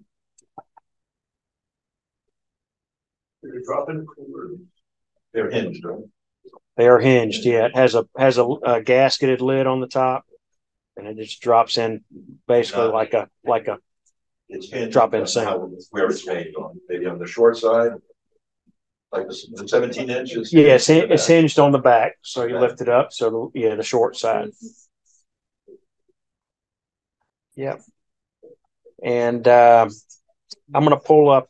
When I pull up the new products, I'll show you what the new doors and drawers look like. But just keep in mind pretty much anything that anybody would want for a kitchen. We've got griddle plates that you can drop on top of the cooking grids. Vent hoods will be going over. So you can see the difference between that one up there. Yeah, I'm gonna. Inside. We For those of you that are online, these guys are looking at the new catalog. I actually do have a copy of it, so I'm going to pull it up here in just a second, and we'll kind of run through a couple of the pictures in there because there's some stuff that's not on this slide presentation here. And technical support, we already talked about Ian's team inside. I'm basically the field guy for Somerset here, and then we also have another layer, with Tate also to help out on issues too. But technical stuff usually, go internally with our internal people that Ian's team out in Huntington Beach, or you're all welcome to give me a call anytime. Usually Chris gets in touch with me if something's going on and needs a little extra help. Can you just explain the way the warranty works and that it's a consumer warranty for parts, not necessarily labor? Yeah. So when we're talking about these lifetime warranties, it is a parts only. It's a strong warranty, but it is for parts only. If you have a situation where there's something, some type of item that we maybe don't have the part to fix it, like say on our refrigeration, if a compressor fails underneath the warranty, then something like a situation like that, we'll send a replacement for it. If it's a failed seal system that's under warranty, we just replace it. Usually we can troubleshoot. A lot of times it's like a little electrical part, a little relay, something like that. Right. If that's the case, it's fairly simple. If you slide the thing out of there, they're pretty accessible to the parts are to change them out. So, we'll try to send a part on that. If you get something, a situation out there, you're not comfortable, or you have a dealer that's not comfortable and you need my help, I can't be there tomorrow probably, but I'll come down and help you guys out if you need it. And that's whether it's refrigeration or any of our stuff, fire pits, grills. That's what I'm running around out here for, that, and backup support for you guys. Is there any grill manufacturer that has service as part of their warranty program? Not that I know of on like a national basis. I have heard of people, teaming up regionally with some people. So it's because the audience you're talking to is like pool industry related. Yeah. And the pool industry people, like they have, their equipment manufacturer takes care of the warranty part of it as well, the service part of it. Yeah. So it's just a little bit different industry. I just want to make sure everyone understands that. Yes, it's a warranty. It's a great warranty, better than anybody else's. Works the same way that every other grill manufacturer does. It covers replacement parts. There's no labor coverage, but in a challenging situation or something where we need support on, we have support out in the field. Exactly. There are other outside companies that will provide labor. Yeah, but it's not free, right? But it ain't free. You're paying for it up front, so it's either paying for it up front or paying for it when you need it. You have to bring them out. Yeah. Okay, just want to make sure everyone understood. Good one. Yeah, and that's just a detailed version. So the new catalogs don't have all the warranty and cutouts and everything completely printed out. They'll have a QR code in there, so just giving you a heads up. But what we did do is added in the new catalog, there's line drawings for each of the items, which we did not have on cutout sheets before anyway. So that's actually a little more information. And then we also use a software system called OneHub. If any of you guys want to get on our OneHub network, if you shoot me or Ian an email, and we can give you access to the OneHub. But basically, it's we kind of put all of our digital information in one storage system, similar if you ever use Dropbox, stuff like that. But it's just set up a little easier for a manufacturer and dealer to navigate. Wealth of knowledge in there. I use this every day. So it's got manuals, instructions, lifestyle photos, ton of stuff to share with internally and for customers as well. It's huge. Yeah, so it'll be like some of these training PowerPoints, things like that will even be on there. Some drawings for on the fire pits and stuff. There's some drawings on the wirings and things like that. There's some pictures that maybe would be too much to have inside of a manual. So just a little more detailed information. All right, so the Quest grill is actually we've just finally got everything finalized on the design. We had these pictures taken from the prototype. We changed a couple of things that we were including with it, added a couple more pieces, and made a couple of little tweaks to it here. But cool grill. There's really nothing else out there like it. We're looking at probably early fall, maybe September. Is what is our best guess right now on when we'll have it ready and ready to actually ship. So this is it will be an imported grill, be 304. It's got a big handle like we use on the AMG stuff. AMG stuff. It's so if you ever, I don't know if you ever saw the old muscle grill. It's a big grill with a big handle like that. We kind of borrowed that handle off of that and put it on here. It's just little stouter handle design. We has 18,000 BTU YouTube burners and has a ton of accessories that come with it. So we have a rib rack, a smoker box. It has a drop-in griddle. So the griddle design on this is actually a built-in. It's not something you just put on top of the grate. You actually remove one of the cooking grates and drop this thing in there, and it's got a couple little drip paint tray in the front to pull it out. The back wall, I don't know how well you guys can see. Let's see if I can zoom it. All right. So one of the biggest unique feature on this is that back wall there. So a lot of stuff going on there. If you look at that, there's actually 4 spots, 4 positions. You can see the holes in the back. There's actually warming racks that go in the back. They would fit inside those holes on the 30 and 36-inch model. There'll be 4 spaces there, and they'll come with 2 racks. On the 42, there'll be 6 spaces, 6 positions, and it'll come with 3 racks. Also comes with the rib rack, smoker box, different accessories that you can use inside of that mezzanine. There's also a infrared rotisserie burner up there. It's actually designed on the top and it's inverted, so it's kind of angled. Talked about before on a standard grill, you want to take that warming rack off. This is actually up above the warming racks, and you can actually use it to send heat down onto the racks there. So it's not sitting above it. So that with this particular grill, you can actually use the warming racks or other accessories at the same time you're using that infrared burner. Get a little more usage out of it, little more flexibility. Has the 2 big stadium lights up top, also on that angled piece shining down. So it's a beautiful looking grill. Are those adjustable? Those lights? They're not, but they're up at the top. They're angled.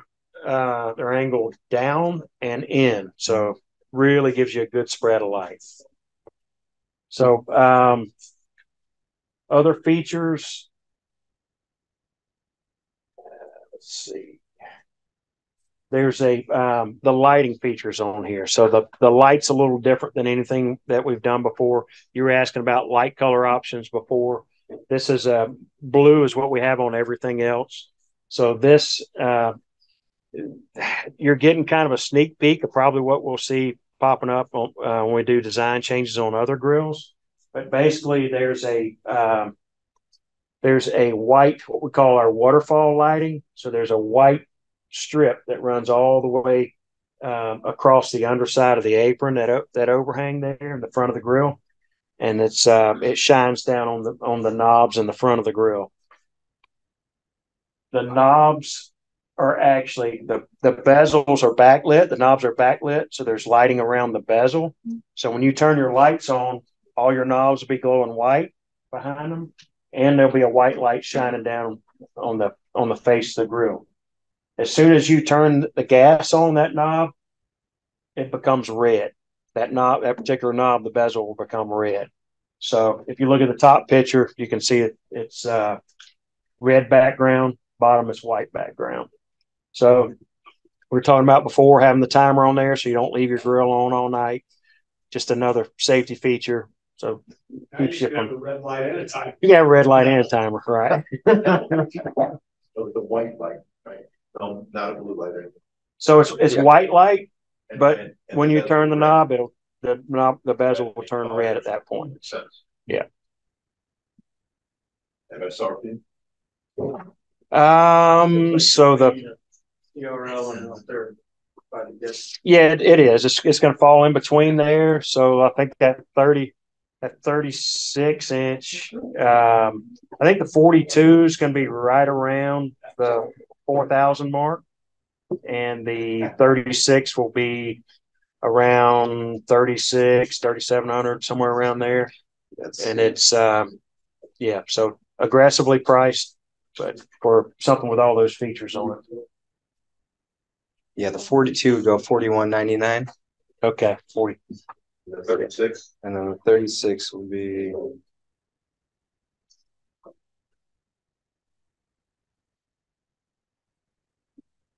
$31.99.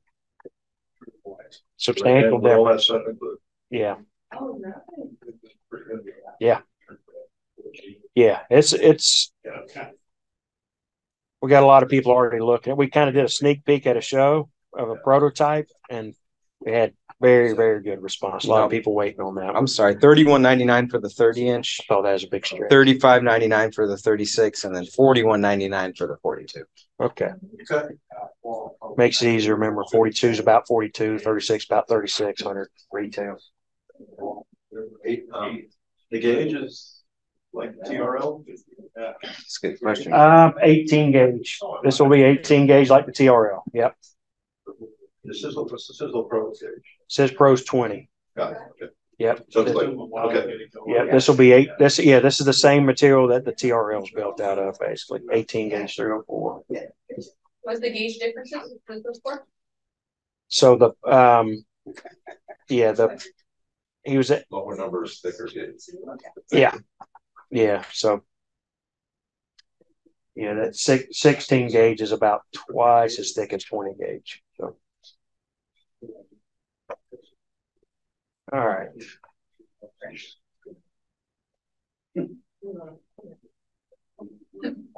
These grills we've gone over before, so I just want to get past them. All right, another new item. So if you look at this up top, we just looked at a griddle, guys. We were looking at a griddle outside. We had on the trailer for those of you that are watching online. We just came out with it last year. Now we have a new griddle, which is the Griddle Pro. So don't get confused by that Pro in there, meaning that it matches up with the Sizzler Pro, because it doesn't. This griddle was kind of brought out to really kind of match up with other people's stuff too. It does match up with the lighting is white light, similar to like the Quest lighting, but it basically goes with the Quest, doesn't it? It really matches up with the Quest. But if somebody's using a grill with if we want them to use our grills, but if you got an opportunity to get in a kitchen and maybe they have different color lights and everything, white is a neutral color. So that's a good option if you're using our griddle with other people's stuff. Like I said, we'd rather it be all ours, but we know there's some items that we don't make, and that one's white's a neutral color. So, what are you talking? It doesn't work unless it's with orange. Other than that, yeah, right. Yeah. It's if you want to function properly. Yeah, malfunction. Yeah. So other than that, still 38,000 BTUs, two 18,000 BTU U2 burners under it. Another new item that we didn't have until just recently, we came out with that griddle last year, but we just got the carts where they're available. So if somebody wants a real nice high-end griddle built into a cart, they're looking for something that'll hold up. Those Blackstones are hugely popular. They just, unless you are spending, a lot of time maintaining it and everything, if it's out in the weather, they're not going to last that long. If somebody's wanting something more permanent, then this is a good option for them if they don't have a built-in outdoor kitchen. All right. And then I had mentioned the new pizza oven. It's that's coming out. So this is, you'll notice we call it a hybrid pizza oven. Why is it a hybrid? This is designed with the 38,000 BTU gas burner in it. So you can use it as a straight up gas pizza oven, but it also has a wood starter burner in there. So it's designed to actually be able to burn wood in there too. So you can actually use it as a wood fired pizza oven. And that knob on the left, you turn it on. There's a tray over there. You set your wood on it, turn that knob on, use it to start it up. Wood gets going, you can cut it off. The biggest irritation about a wood fired oven is getting it going and making sure, if you didn't time it right and you didn't put quite enough wood in there and all of a sudden you're losing your heat. On this system, you turn that right burner on, boom, kick up the gas side to it, and you can add some gas in there, pick your heat up and supplement it. You can use any wood? Sure can. Yep. That's actually a great question, because depending on we call it a pizza oven, but you can do fish in there. A lot of people take a cedar plank and soak it in water, put salmon or type fish in there. Sometimes calling it a pizza oven, it kind of gives people tunnel vision, but you can do all kinds of stuff with the oven, and you start changing the wood. Certain types of wood will enhance certain types of meat. Yep. Yeah, you can sear steaks in there. And is it just a countertop?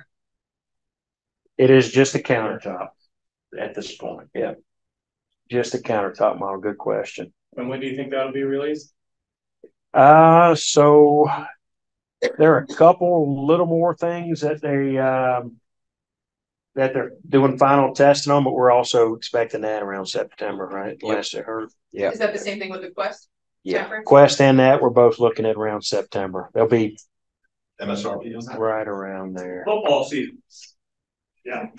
Remember what's 32? Let's see, I'll pull out that. Get in to look it up. On the griddles, there's only a $100 difference between the Pro and the 30-inch gas griddle. So $22.49 on the griddle, and then the Grid Pro is $23.49. But for the pizza oven, let's see. And the biggest, other than the fact that you can use wood in it and everything, there's still going to be some people that maybe want to use that little gas oven outside. Just got multiple racks and do a little. If you get used to it, you can use pretty much a grill as an oven, really. $32.99. 32. Okay. Yeah. $32.99 is the retail price on the hybrid pizza oven. That's really good. Yeah. Yeah. It is. It's strong prices for what it is. Is that like Alpha makes Alfresco maybe? No, Alpha. Similar. Like that. Similar design. Yeah. All right. So, the main thing I wanted to show you here, I've got another slide that kind of shows some of the changes and the interior of the refrigeration products. So I'll use those slides for that. But I did want to show you this picture shows some of the new doors with the new handles. And one of the things I like about the new handles is they look really cool on their own on the doors, but it actually matches the handles on the refrigeration now. So if you're using the deluxe model of our entry level, the 22 refrigerator, that handle will match up, and any of the other stuff as well. Did you mind a question on that fridge? Not at all. I mean, I'm glad we got rid of the 21 inch. The 22 is a much better fridge. Yeah, it's a nice upgrade. Why is that front foot on the door hinge so far forward? It's hardly usable. The foot, the leveling foot. Yeah. So I don't have an answer for you right now, but he's asking that you need to watch out when you're installing the new 22 inch refrigerator. The front feet, adjustment feet on it are it's up. One's on the under the hinge. It's up. Yeah, it's up. The other one's fine. It's set back and it's fine, but the one under the hinge is something. Yeah, it's set out pretty far, and if you're not careful, it'll fall off the front of the. Yeah, like if you have it built up, build the cabinet with, if you with continuous floor, and then it's you dress it with stone, and that leg is like right off the edge of the stone, and it becomes a challenge to get it. That's a great question. Yeah, I'll find out. Yeah, if you're using if you're using the deluxe version with the big handle on the front, it's really, you can just kind of push it back in a little deeper. But if you're using the standard version that doesn't have the handle pushed out there, you need to pay attention. I would suggest if you're building a continuous floor up off the ground, that you go with the deluxe model instead, because otherwise. But the leveling leg is full. That hand, yeah, but you can push it in, tuck it in there, and still access the handling. The other one, since the grab's on top, you push it far back in there. It's a little unless you account for it and leave a little space above it there. So do keep an eye on that. Good question. And then 24 inch. One of the things you'll notice up there, top right, we actually have a new outdoor refrigerator with a glass door, and I believe that's in our barn, right? In our barn now for you guys. So next truck coming down into Florida, so probably about a week, we'll actually have product in stock in distribution center in Florida. So is that only one-way swing door? Yes. Left to right? Yeah. And all the outdoor rated deluxe stuff, the 24 inch, they all have like 4 feet or much better leveling system. Yeah. And another silly question. Yeah, and they screw out about those legs are like that. Yeah, crazy. Another silly question for Florida humidity. The fridge internal temp is going to be 34 degrees. You have 95 outside. There's no way to mitigate like condensation happening. He's asking about condensation there. Yeah, so that's something to keep in mind. Even on the stainless doors, sometimes you'll see it sweat, see the condensation on there. It just depends on the layout. But a glass door fridge or a wine cooler, especially a fridge, because a fridge is typically going to be cooler temperatures than a wine cooler. You do need to expect condensation on the front. We do what we can. But yeah, there was one customer that I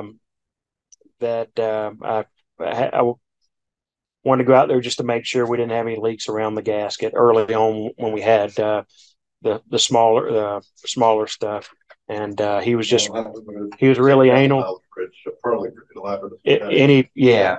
It's temperature difference and the moisture's on the outside and moisture's in the air. It's going to collect somewhere. It's going to collect on the coldest surface, and that's going to be the coldest surface. But he was out there with a squeegee every morning out there summertime. So. Probably on the condo association more. Airflow will help too. Airflow will help mitigate it. Absolutely. You're mindful of that when you're replacing of it. If there's more airflow towards one certain portion of the island than another. Yeah. Ventilation. But a lot of your guys' stuff is in pool enclosures, and that's the most humid. Your humidity is always going to be higher inside a pool enclosure than it is outside in the open. So Most everything. 15-inch and 24-inch refrigeration, single zone, dual zone wine coolers. Got the single tap or dual tap, kegerator. And then, of course, the 15-inch ice machine, too. Very cool. Yeah. So that ice machine has a 50-pound capacity. Actually, that's when I say capacity, that's not what it'll hold. That's what it'll produce in a day, and it'll hold about half that. I'm sorry, on the fridges, talk about the double drawer fridge I see in the catalog. Yes. So, yep. Well, we had one, but it is this was when we did the redesign on the refrigeration. There was some redesign there too. So I'm going to show you what the differences are. It did change dimensions slightly. I'm going to show you the difference between the old 21s, the old 22s, and the, just so you're kind of aware, because they, if you look at, there's a couple of these items that are going to be slightly different height wise. And once I show you, it'll be pretty simple, but just need to be aware that some stuff is different height than others. If it's wrapped in stainless, like that outdoor deluxe refrigerator, that cabinet's going to be a little bit bigger. Same with the kegerator. It's fully stainless wrapped. It's going to be a little bit bigger. And the display controller too changes a little bit too. Yeah. So just if you're designing a kitchen and you're going to put two refrigeration products side by side, just want you to be aware, check specs, because you may want to slide one around. You don't happen to have or will have a nugget pacemaker, will you? I get that a lot. They want Sonic Ice. Oh, Yeah. Right now it's just cubed. I just happen to get it. No, yeah, I get that question a lot. Yeah. No, I like that chewable ice, but this is more drink ice. It's a clear ice machine, so it is just a clear ice cube chunks for cocktail ice. There you go.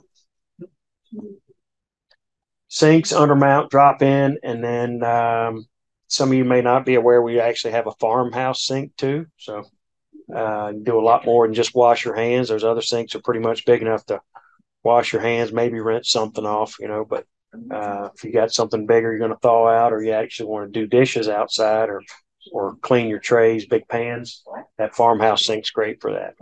Any other sinks? Like, I mean, I use the undermount, the 19-inch, but most of the time. Sometimes I get a request a little bigger, like a 22-inch, and I find myself, to pick that up elsewhere. But getting it up a call for like an interim size thing. We can look into it. Yeah, definitely. Not that I've seen on the coming in, but that would be good. Yeah. Like 22, which is probably like 18 22 or something. Okay. Right, because this winds up being what, 17 by 15. Yeah, pretty small. It's not right. Yeah, I mean, it's super heavy duty, but I'm just thinking. We do get a call for bigger things for sure. Okay. Yeah. So, but not so big as you have to use a farmhouse. All right. Yeah, gotcha. And I don't know if you've seen it, Bill, but we have the farmhouse sink and now -P for package, and it's coming with a faucet and a little grate on the bottom. We're working on that sell sheet, but I'll send that out to you guys. Okay. All right. So that's good information. That something that's about to launch. Farmhouse sink with that. If you look at the picture there, the other systems have a faucet with it, but the farmhouse sink currently does not have a faucet. But we're about to transition where you can have a order faucet and a drain grid to go on a wire grid to go on the floor of it there. It'll be a different part you order with or without. It will be just offered with the faucet as well, but it won't change the pricing at all. Okay. So Okay, a new part number coming. Wow, okay. Yeah, did not know that. And then the ice chest and the drop-in ice chest in the bottom. So doors and drawers. These are. Let's see if I can blow this up a little. You kind of tell there from that slide there, you can see that we we have no exposed hinges anymore. There's actually some pins in there that got the new handles, new grab bar handles, similar like your cabinetry you have in here. Nice look. And we actually changed the way the handles go on. If you've ever had to put these things together, it's a real pain. Yeah, you drop the screw, and the doors are double wall. They're good heavy doors, but which is nice until you drop a screw in there. Our screws are stainless, so they won't stick to a magnetic screwdriver. You drop it in there, and you're having to take the doors off, try to fish the screw out and find it. On the new system, you start the screw in the handle, and the holes are actually keyholes. So you get the screw started, stick it in there, and then tighten it back up from the backside, so no more lost screws. Okay. Yeah, Nice. Shaking. yeah, Oh, yeah. shaking doors. Are those doors removed, even though there's no hinges, are they removable? Yeah, so there's a spring. There's actually a pin in there, so there's a spring. Closely enough. I've installed them, but Yeah, real easy to pop out. The Yeah. top, yep. So the plumbers look like that. you can get them out of there. The guy, the plumber doing the final hookup instead of the doors off and then have an opening. And then you'll see other thing I want to highlight in the middle here is a couple new doors. So we have some new single vented doors, 18-inch. A little more space. You can get a tank in and out a little easier, and we have left and right hinge options on those doors too. So a lot of times people trying to keep the door size smaller, but have to have some kind of access in there, and it gives you another vent.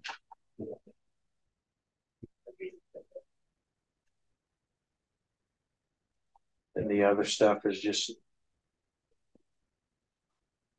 I have a question. we went over. You verified this for me. Sometimes I have clients that buy the double drawer and that slide out for paint time, but they'll use it if they have natural gas, they'll use it for a trash can. And up until now, it hasn't been perforated, that door, but it's the new one going forward. It's a perforated door. If it's a pull out. You know, we we have one. It's not always. You can get the louvered. Yeah. But I think that's all you can get. See the one on the bottom, you're Yeah. With the pull out. Got it. with the pull out. Okay. But it used to be where that door was solid without the louver. It's You know if we still have it offering it that other way? Can't verify. I can find out. Yeah, make a note there. Yeah. Get you an answer on that. somebody has a clean look and they say, well, I'm using it for trash on it, I'd rather not have. Gotcha. They don't know about it, but they've seen kitchens already done without the louvers. So they may want just that clean look with it. Yeah.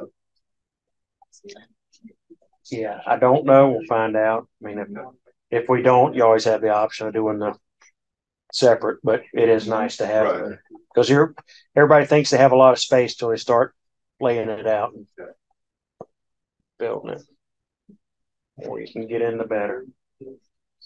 Warming drawers, utensil drawers, pretty much anything you can think of there. And our dry storage cabinetry with the gaskets, sealed gasketed doors, keeping the bugs out and the rain out.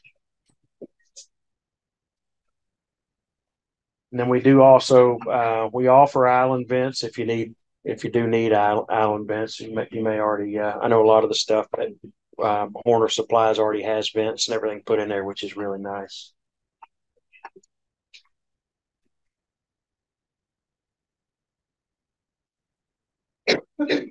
And those are the different little cabinets and enclosures available for the timers we talked about.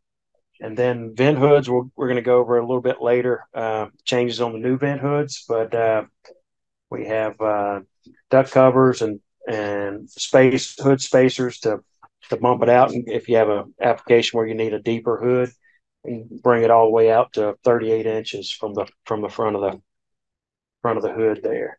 Can I ask a quick question back on the fridge trim? Yes, sir. I haven't been using them because the stone guys do a neat enough job creating an opening, but is it the same polished texture as your other stainless steel doors, or is it? I've seen other brands where it's almost like an aluminum look.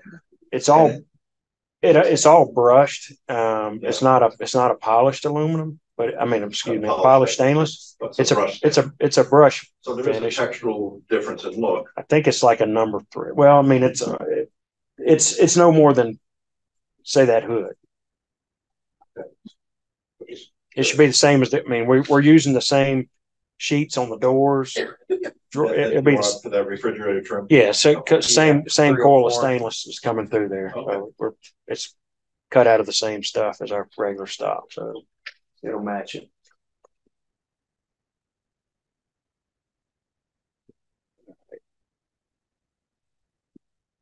Ready for lunch? All right. Hey, 12 o'clock. yeah, lunch sounds good. Yeah. 20 minutes? Is that enough for lunch? Yeah, so we'll take a 20-minute lunch here. 30 minutes, 20? 30. Start back 30? at 30 minutes. All we'll right. start back at 12:30. We're doing good on time. Yeah. Star Secret. He and his wife's been moved. We got plenty. Ah. Have a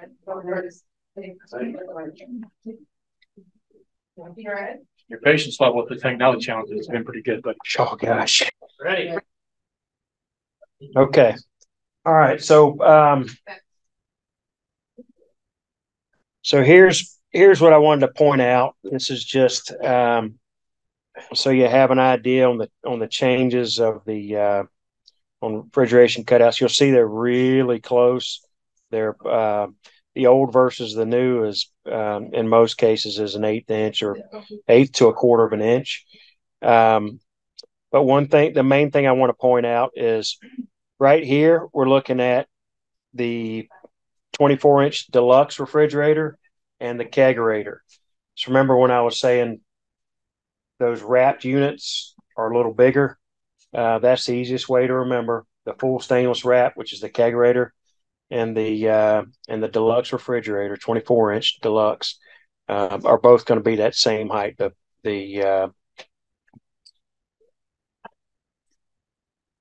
they listed there.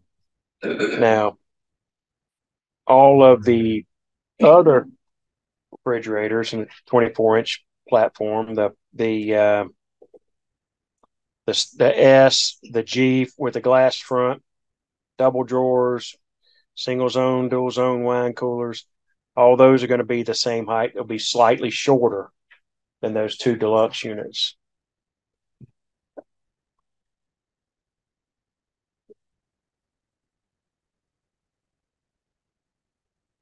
And then the differences on the 22 old cutout versus the new cutout. Close to the same on the height there, but we did pick up that extra width because it is a slightly bigger.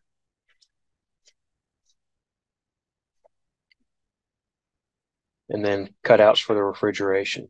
So main thing, just be aware what your cutout heights are, because that's usually where you'll see, if it's an 1/8 inch difference or something, no big deal. But if it's a good solid inch and 1/4, you will kind of see it, and it may affect how you do your stone or whatever finish around the front there.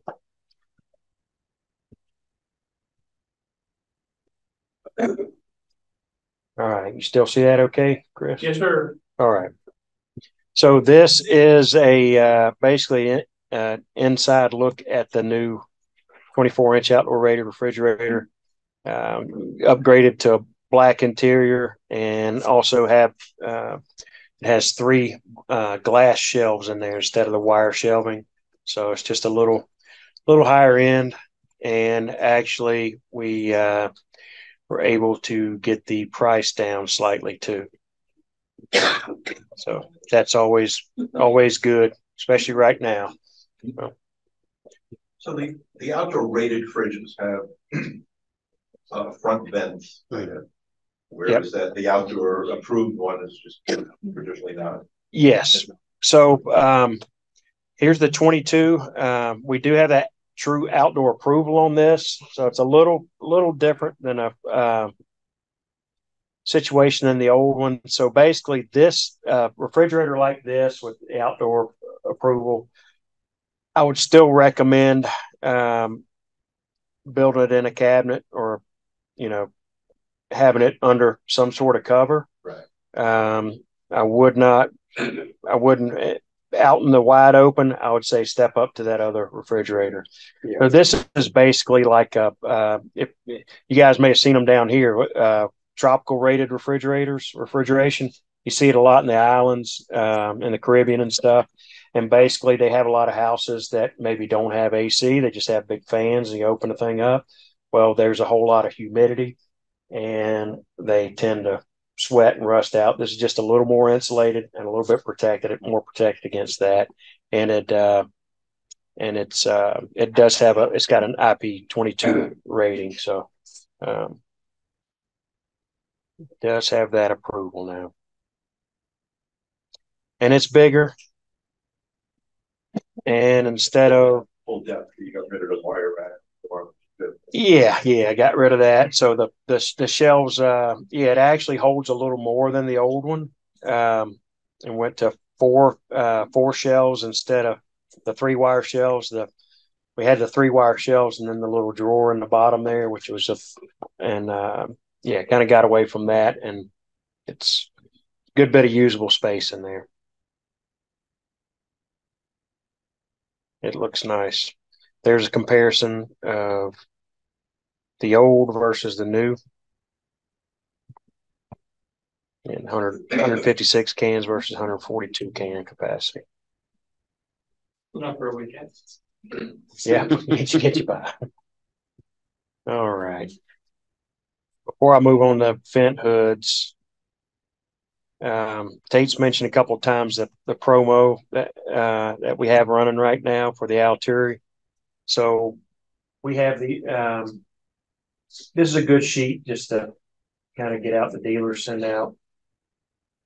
It's just talking about the grill though, but you can see that those prices have substantially dropped there.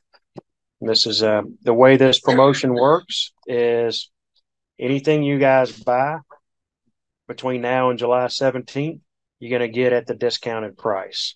So it's not like an end user rebate, something like that, like we do a lot of times. This is if you purchase this between now and the 17th, your margins are the same margin percentages, but the price came down. Just trying to stir some stuff up, and it's going pretty well right now so far. We're early in it, so still a lot of people don't know about it, but it's a strong promotion. And just kind of give you an idea, and I can get this sheet to you guys if you don't have it and need it. So this is nice. This is showing our minimum advertised price sheet, our normal our standard map pricing versus our promo pricing. So that you can see that all the discounts there range anywhere from 14 to 24% off. So if you're looking at the 24, so a 36-inch Alturi grill and a power burner. This is not the retail pricing, or it is. Oh, that's retail, not even the dealer pricing. Okay. Yeah. The dealer price is going down. Okay. Yes. I just want to double check that. Yeah. So it gets it down. It gets down right now where a consumer can pay about what normally what you would be buying it for. You can sell it for. Yep, pretty substantial there. So if there is an online retailer, they are allowed during this promo period to show that lower price. But just so if somebody brings it up, you already know about it, and hopefully you guys can promote it here over the next month and a half. But yeah, say several $1,000s if you put a few pieces in there. Huge promo. Yeah, that's as aggressive as they've ever gotten on one. Okay, so again, I was talking about refrigeration prices coming down a little bit. You may notice if you're using our hoods before, our hood pricing has dropped a little bit also. We are not moving forward making the hood itself in Huntington Beach. We're actually using a dedicated hood manufacturer that we teamed up with. So although that's not made in our factory, we are doing the design stuff and Where are they located? the factory. It's overseas factory in China. Yep, one that we're using for some of our other stuff. So, What's but the availability and lead times of getting things like that? so right now, we've been making the 36. We have all the bodies. Everything is there. We're doing some assembly in Huntington Beach, but majority of it, I'm not going to say we're making it because we're not, because it's assembly right now. But we're waiting on the transition pieces, which I'll show you in a little bit. That's an adapter to go on the top. Waiting on those. And we've got a batch that'll be ready in about 2 weeks. Yeah, to get here. And then we'll be and shortly after that we should be caught up and be in good shape. So we just ran out of the old style hoods. The main change on this is if you look at the hood, all the dimensions, the design on the exterior is the same. The mounting system that we used before we came up with is the same. But we have gone from we're using what we call a dual. It's like a cluster blower. It was a dual blower, 1200 CFM, and basically both motors were sandwiched together, pulling air in and then sending it out a single port. Part of the problem with that is with them both being crammed up so closely together, they're kind of trying to pull from the same air, and so you lose a little bit of that capacity.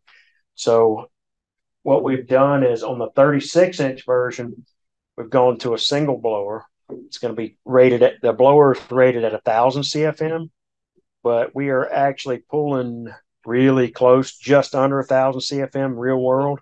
Whereas on that 1,200 CFM rated blower, we were about in the mid nines. So we're actually pulling better with a single 1,000 CFM.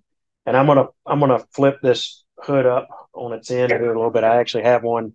I'll turn the camera so hopefully you guys can see it. I'll check with Chris's screen here, but I want you to see the interior. So one of the reasons it's more efficient. It's also we went to this. It's more efficient. It is substantially more quiet. It is less than half the noise level of substantially less than half the noise level of the old 1,200 CFM. Even when this thing's cranking with the dual blowers at 2,000 CFM. So a lot more air we're moving and quieter and better pricing. Quiet, I've seen out there. So. Yeah, it's quiet. So, just a second here. So the other thing we did is we actually added a 42-inch hood to the mix as well. Let's see. So we now have 36, 42, 48, and 60. The new hoods are going to be the same model numbers, except for it'll be designated with a -2 at the end of it. So it's just a vent hood VH36-2. And that'll be the new version. I think at Rutherford, we had about 4 of the old 36-inch ones left in stock up there, but that should be through the system pretty quickly. So 42, 48, and 60 all are 2 vent pipes? Yes, when you go, yes, or you got 2 choices. So the 36-inch hood is actually going to go down from a 10-inch to an 8-inch. You could still use an increaser if you had prepped for somebody prepped for 10-inch pipe. Had some customers out there that were already choking it down. I don't recommend choking it back down past what the collar is, but because just we haven't tested it. But I know the old ones would work on 8-inch, and had some people doing it, but I don't ever recommend choking it down past what our transitions call for.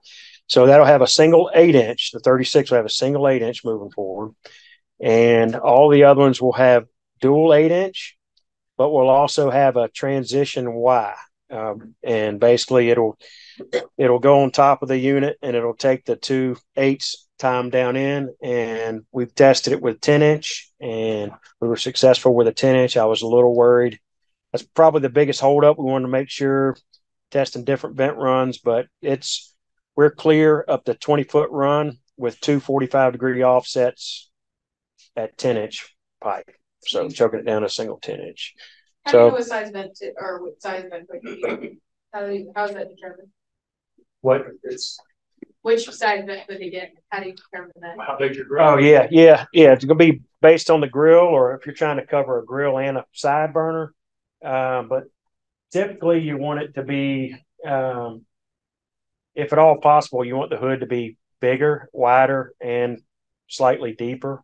You definitely need to cover the whole surface of the whole cooking surface there. So I've seen in some track homes where they use the 36-inch hood over a 36-inch grill. You usually want to go up to a 48. So it's wider. You get a little better coverage. You're outside, you're dealing with crosswinds, stuff like that. There's only so much you can do. We ramped up the power to help with that, but still, it's we're in an outdoor application here, so it's better to have a little bit of give, help cover it. If the wall you're going up against has combustible and you have to bring the grill out some, we make the bump out spacers. So we make that in both a 4-inch and an 8-inch depth, to account for that. The duct covers that we have right now are see Chris's face over here, are 12-inch tall duct covers, and they're fixed height. So it's what most people are doing right now, just because nothing ever lines up to be able to use a fixed height duct cover perfectly. Most people are having their own duct cover made. We do have the 12-inch tall ones in stock and ready to go. But we are in process of working on a telescopic duct cover that'll be 36 inches wide and cover you up to about a 12-foot ceiling anyway, which majority of what we're doing is higher than 8 anyway. That 1-foot tall duct cover, it's going to work for an 8-foot ceiling, and that's about it. You go do much more than that, and your hood's too far away. So we want the hood within 36 inches of the cooking surface, above the cooking surface, and generally oversized. Now, I know somebody mentioned earlier that they're not required to use a hood in their county. So just so everybody's aware, certain municipalities, a lot of them, a lot fewer today than a year ago, but a lot of them will let you, they won't say anything about it. But anytime you use a grill underneath any combustible structure, you're required to have a hood. And that's per the listing for every single grill. The ANSI standard for having outdoor cooking equipment says if I have combustible overhead construction, it's under roof, that's combustible material, you have to have a hood. Yeah. So that's just a lot of places they're not. They just started. They got big over in Tampa Bay area. We dealt with it last year. They kicked it off there. They kicked it off up there. I'm in Tallahassee, where the state government is up there. So we usually get nailed first. So they started up there about 10 years ago. Just every single time it's undercover, they want to see it. So it's recommended to get the smoke out, even if it's non-combustible cover, but it's definitely not required. So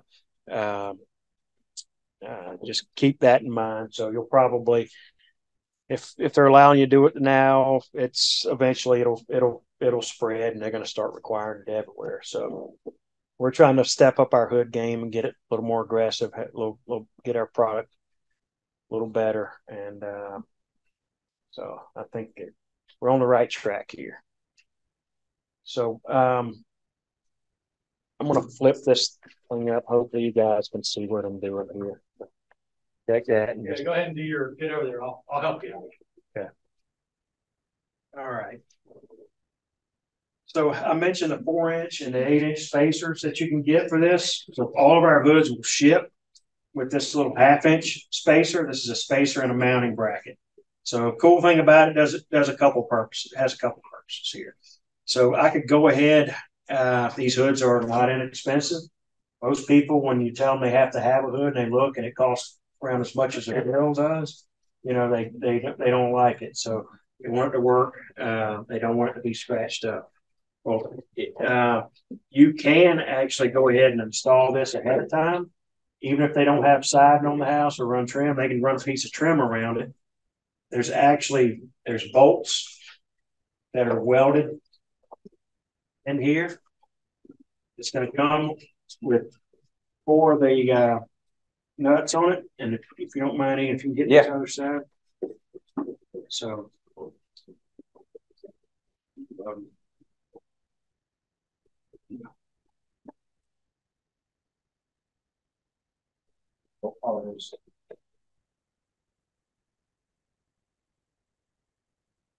Don't try this at home. Yeah.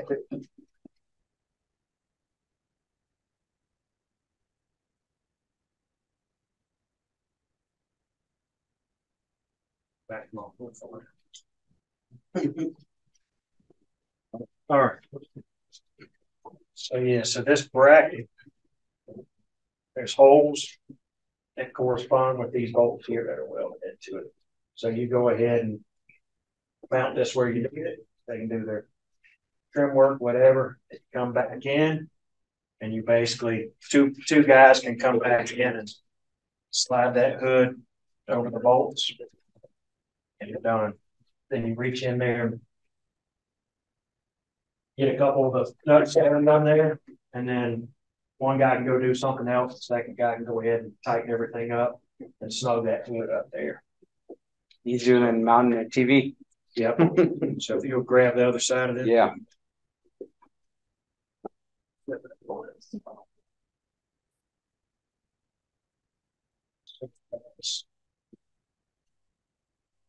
Get an idea. Diameter of these big blowers. They're huge diameter. So the reason for that is they don't have to turn as many RPMs to move the same amount of air. That's how we're keeping that fan speed down, or the fan noise down. So they turn more slowly. So each one of these blowers is individually controlled. You'll see there's 2 outer knobs here. They control the fan speed. There's 4 settings. And then the inner knob is going to control the lights. We have moved from halogen bulbs. Now they're LEDs. So they're good bright bulbs underneath there too. That was a little bit of a change also. And then the last thing I want to show you, I guess, if we grab that thing again, I want to pull back up. Yeah, I want to flip it over on that. On this, Like a operation.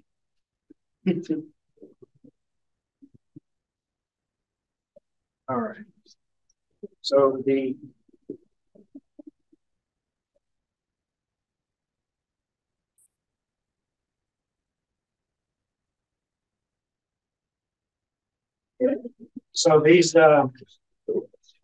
blowers are reversible. So this is it's going to shift flat.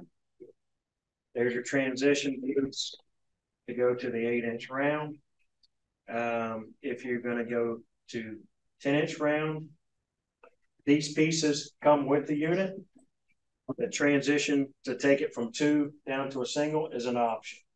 The reason it's an option is that you would not need it if you're going to rotate this blower and turn it into a rear vent. So to do that, it's there. You take these screws out that run around the perimeter of that blower. This plate's on a 90-degree angle. So you basically just take that blower, rotate it so it's pointing out of the back, set it back on there, screw it where the solid plate's on the top, and your part with the two openings on the back there. So pretty simple. And then you can use square or rectangular, or excuse me, square or round up, rectangular or round up. That way, some people would still knock out and use that. Most people are not. And then the filters and such come with it. Another thing, another change where before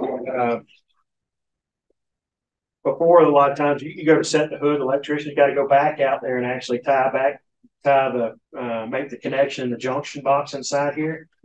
These new hoods, if you're working with a contractor, you can tell the contractor, just have them mount a junction box up above where the hood's going to be, up above where that bracket is. And when you come in, there's actually a board here, and you can see it stretches pretty far there. So have an outlet box right there, plug it into the receptacle, and then you're ready to roll. So you don't have to make an extra trip. Everything's ready to use. The electrician can get in and out. So that's basically it. The duct cover that we're working on, I was talking about, is that telescopic one. We're looking at just doing a 36-inch wide, which would be the full width of this, of course, but you're never going to see the top of the hood anyway, so we'll just use the single SKU for all the bigger sizes too. It'll still look nice. All right. That's it on the hood. So, any questions on that? And that has grades for, You got filters? Yeah. So good.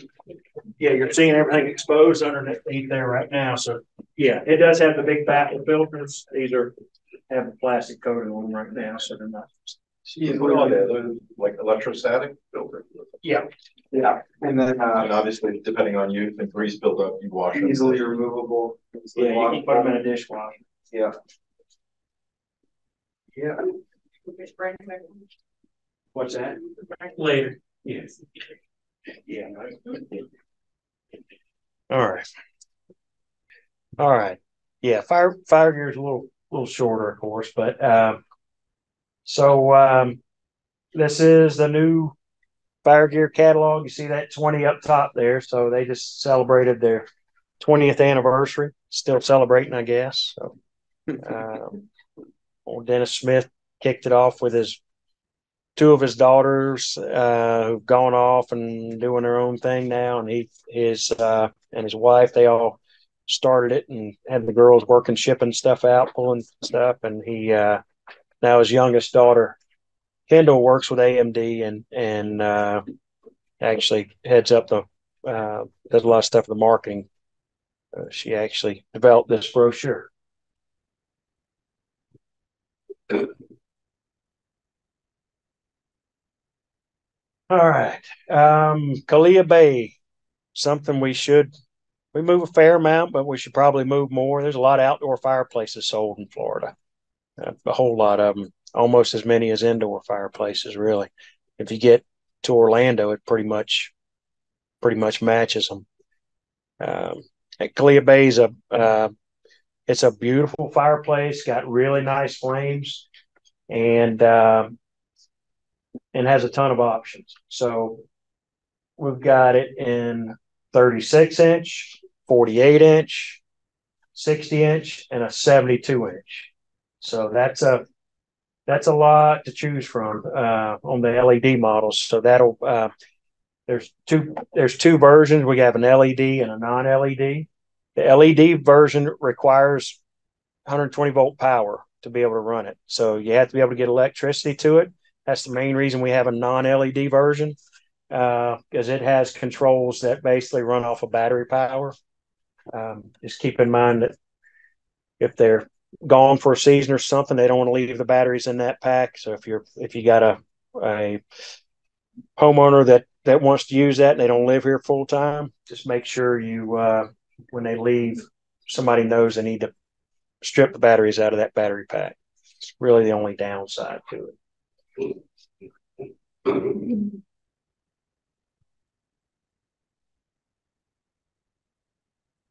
Sanctuary series, we do fire bowl tables, fire tables, fire bowls.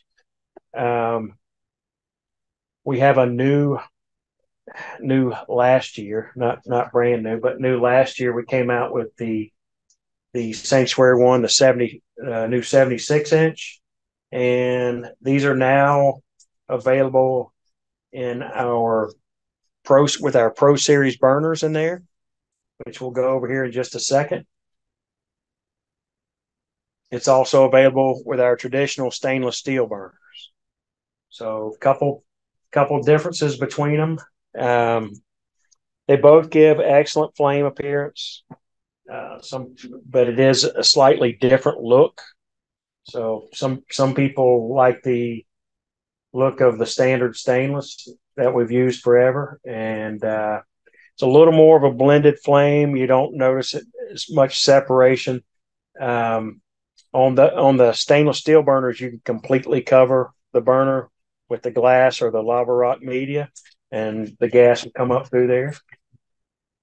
They only want enough lava rock or glass to just cover the burner, so you don't. So sorry about that. We lost connection for a little bit. Didn't come back on with sound. So I was talking about the difference between these LP gas burners and the natural gas burners. So just keep in mind that LP gas is heavier than air, natural gas is lighter than air. So we always want to follow instructions and get the proper amount of airflow in there and the right amount of vents in there. All right. So yeah, the vents have a couple of functions. Number one, and most importantly, it's designed to dissipate any unburned gas. If you can't dissipate that gas, it's going to build up until something sets it off. It's not going to go anywhere if there's nowhere for it to go. It's not going to sink into the ground. So if you have some ventilation in there, that helps clear that cavity up underneath there of unburned gas. The other thing it does is it allows cooler air to come in there and keeps our controls. A lot of these fire pits have electronic controls on there. Electronics don't like heat. They don't like moisture. Being able to get cool air in there and drier air will help your electronics last longer. Every time it rains, if you don't have a cover, I do recommend covering them when it's not in use, but we know a lot of people don't. Anytime that rain comes in there, the pans are designed to drain. If otherwise, what happened is that your fire pit would fill up with water and it would get into the burner ports. It's got to go somewhere, and it would get down inside the gas piping and the valve. And you don't want to. These valves on these electronic systems are very expensive these days. You don't want to end up seizing up a gas valve because you got water in there and didn't have it covered or drained properly. Once that water gets down into the enclosure, it's not going to dry out if it doesn't have any ventilation. It's going to stay damp in there, stay wet. I've gone and pulled pans before and just had water. It hadn't rained in 4 days and just had water just dripping all off the bottom of the pan. We're talking about the condensation on glass doors on refrigerators. Same thing happens on that stainless pan every single morning. If you got some ventilation in there, we're not creating a fish tank up underneath there and holding all that water. Just let it get out. Proper drainage and proper ventilation. All right. So the air mixer that we use on the stainless burners is always up underneath on the bottom side of the pan. For LP gas, I really like these new Pro style burners. The reason is, see if I can get a close up on one of them. I don't know how well you can see that, but if you can see there's a lot of little tips. Those are the jets. There's a lot of little tips that run alongside each one of these brass pieces of tubing. All of these pieces of brass we're using pressed fittings, so they're not screwed in. It doesn't look like something you put together from some stuff you picked up at Home Depot. It's a high-end burner. It's what we call an injector style burner. So instead of where we normally have the air mixed below the pan. We have all the air mixture done down there. On this type of burner, injector burner, we actually mix air for each one of those jets at the base of that jet. So every one of these has its own little air hole to mix air in there. So all that being said, because they're on the jets themselves, all those air mixers are above the pan. So if you had any back pressure in the line that you're worried about from piling too much media or something up there, it's not getting pushed down below the pan, at least forcefully. So it's a little more likely just to burn off on the top there. So I like the brass burners for LP gas for that reason. Something to note too on the Pro Series versus the stainless. Stainless steel burners are field convertible, where the Pro Series is you order it in the gas type that you need, and you can't convert natural gas or LP. Thank you. Very, very important. So I don't know if you caught that, but that orifice and air mixer I was talking about, how you can put that on an LP unit, because each one of those jets on the Pro Series has its own air mixer. They come set up for either natural gas or LP, and they're not convertible. Yep. Yeah. So if you need natural gas on the Pro Series, you order natural gas. Yeah. Sure, someone could figure it out, but not recommended. Yeah. Yeah, it's physically possible, but you don't want to do it. No. So some other new products that we do have available now is the electric and the gas infrared radiant heaters. So this is showing a couple different types here. We actually have some new ones that are coming up here pretty soon too that are not shown in this catalog. That will be set up for Bluetooth and smart home controls. So these that you're looking at here come with a remote control. They're basically line of sight remote controls, and you point it at one of them, the other one might pick it up. With the app controlled ones, you can actually individually heat different sections. So if you had 6 of these out on your patio, but you're only going to be sitting on one side, you just turn on the 2 that you need over there, or 1 that you need. You don't have to. You can individually control them. You can see their usage, and you can change the power setting on there. How much, what the setting is. How much power. They're going to range from, I think the bottom end is around 400 up to about 12.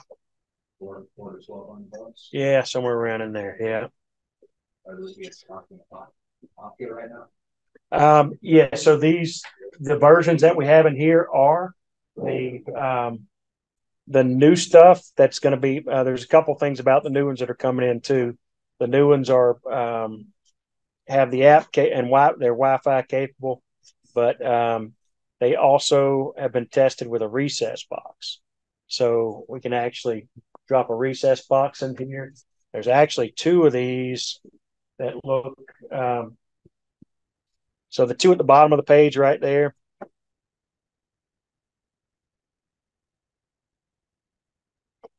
It comes in 2 different colors, black or white.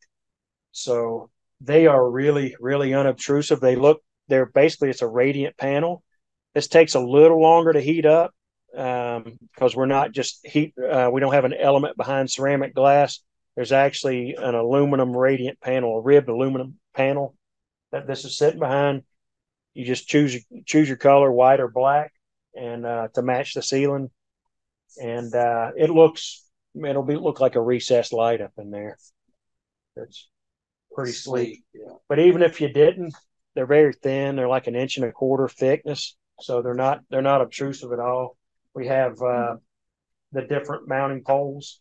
We're showing the 12 and the 24 inch. We have some longer ones actually also too. So to answer your list price question, looks like a 1,500 watt is $600. 1,800 watt is $619. 2,200 watt is $699. Most expensive one I see on here is $1497, which must be the ceiling mount. Long, Yeah. big, cool, beautiful. How long is that one? The biggest one? You see? So we got some big. I know there's a. Yeah. Those makes 3,200 watts. Yeah, we actually have a bigger one coming too. So the website's up for it if you want to check it out. It's the brand is Heat Strip.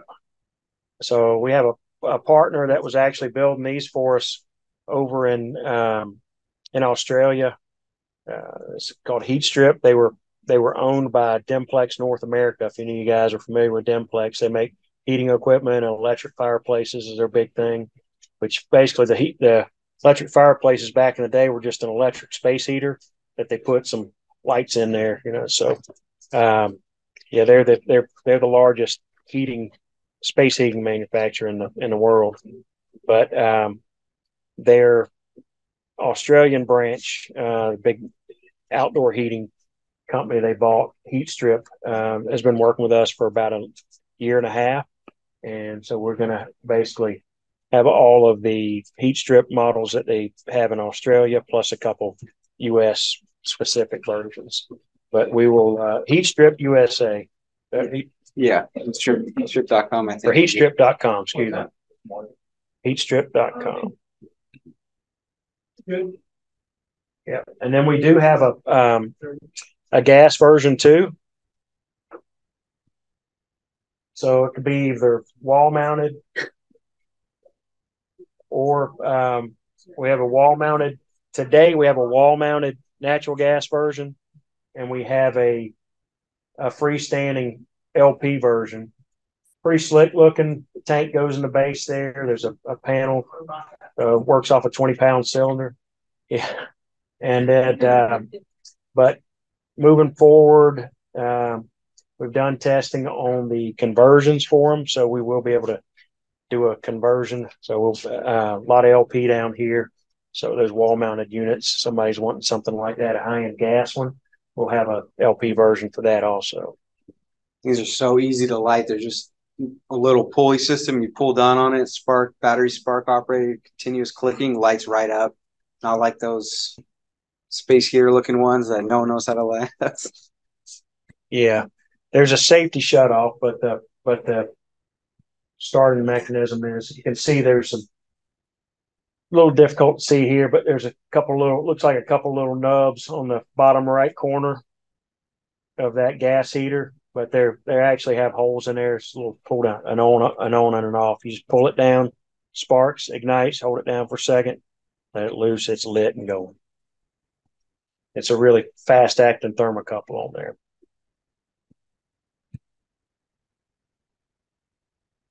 All right, loom inserts. So we gave already giving it away yet? Haven't given it away yet. Ain't giving it away yet. Grand prize. So it's a $749 retail value, by the way. Yeah. So we have this is showing some of the newer loom inserts. So the one we're giving away today is a freestanding version. Do have some of that in stock, but it's basically that insert you see at the bottom with kind of the angular edges around there above the loom surround. That's what we're doing, but it's a freestanding one with legs. So we have a single wall that's made to go inside a retaining wall block fire pit and basically turn that into a smokeless fire pit. I will tell you that we have a range of the openings that it fits. The closer to that minimum opening, the better it works. The way these things function is, you can see there's multiple rows of holes in the bottom of it. That insert will hang on the top of the retaining wall block, and you'll actually leave about an inch space between the bottom of that and the gravel or sand or whatever you have for drainage in the bottom of your pit. So you actually you build your fire in there. As it heats up, you build up heat between that stainless wall and your blocks. As those blocks start warming up, we have air that starts circulating through there, and then air starts pumping back out of those top holes once we get that convection going. And it's going to take a good 15, maybe 20, maybe up to 20 minutes to get it rolling there. But once it does, it'll start, it injects oxygen back into the flame. So usually what that smoke is it's unburned fuel. It's just incomplete combustion is all it is. So by pumping more oxygen back into the flame, we actually allow that to a little bit of secondary combustion, kind of cleans up the exhaust on it a little bit. And then at the bottom there's a loom surround. So we sell a lot of concrete bowls, and there's a lot of concrete gas fire pits out there, but nobody's really had a GFRC nice looking wood burning fire pit. So now we do, and it's reasonably priced. It's probably less than most of the gas fire pits out there that are around the same size and same look. That one's wood, not gas. That one's wood. Yep. So that one can go anywhere. And some people want something that's a little more modern looking, a little dressed up a little bit, and maybe there's nothing wrong with the retaining wall block pits. I think they look really nice, but some people want a little different look.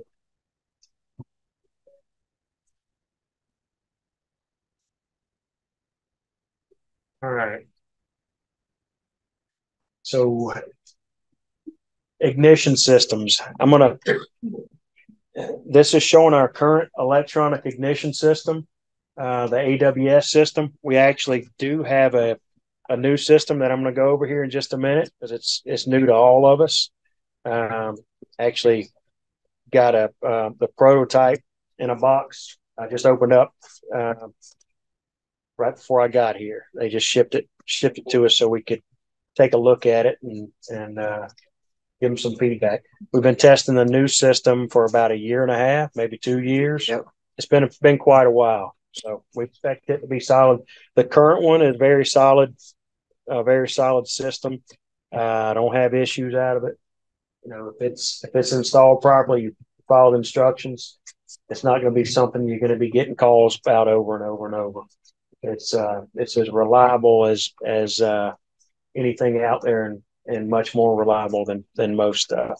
But it's pretty pricey, and part of the cost is in the current one's a 36 volt system, and part of the issue is that 36 volt power supply. If you're doing a larger unit, if you're next to a pool, it's going to add almost $1,000 for the power supply and the enclosure and everything else that you'd need to make it work with this particular system. So the new one shares some of the components, but it's different. Other than the pilot assembly, it's different component suppliers. So we have two versions: single fire feature version. The single fire feature version will come with this little. You see down on the bottom left, there's a GEO 30 VDC. That's the 30 volt power supply for the that comes with a single unit. It basically just plugs in.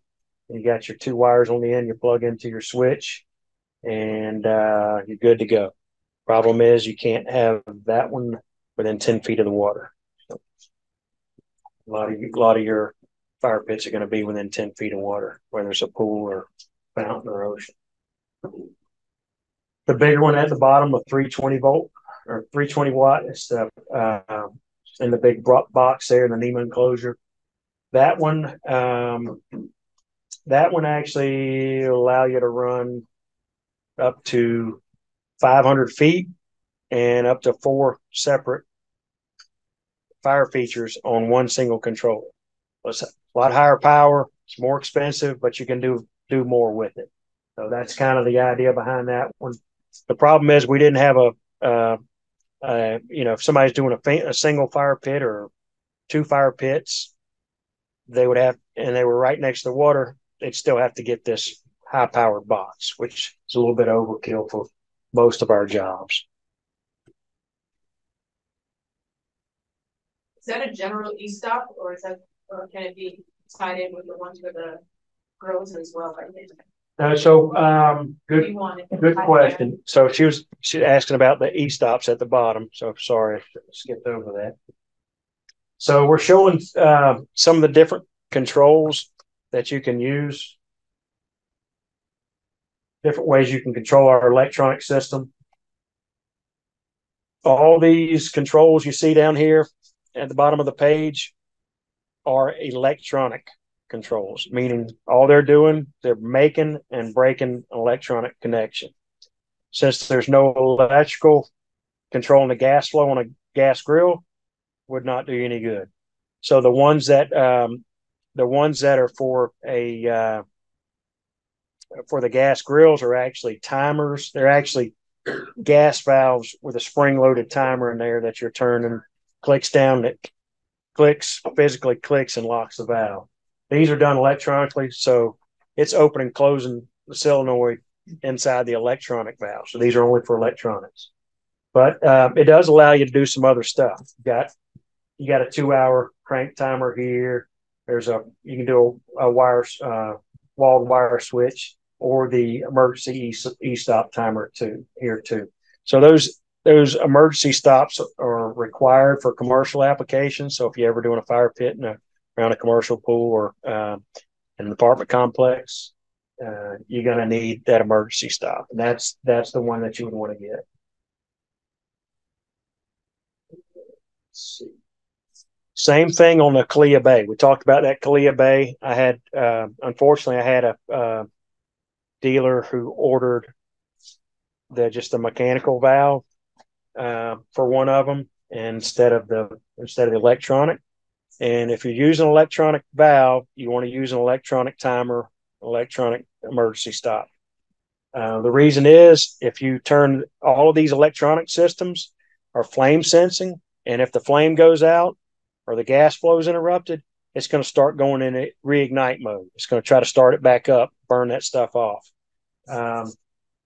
If you mechanically close it up, that thing's going to go until it hits the lockout mode. Once it tries so many times, it's going to lock it out. Somebody goes flip it on, it's not working, and they have to go recycle everything, kill all the power, go back through all that. So if it's an electronic valve or electronic control, always use the electronic stop.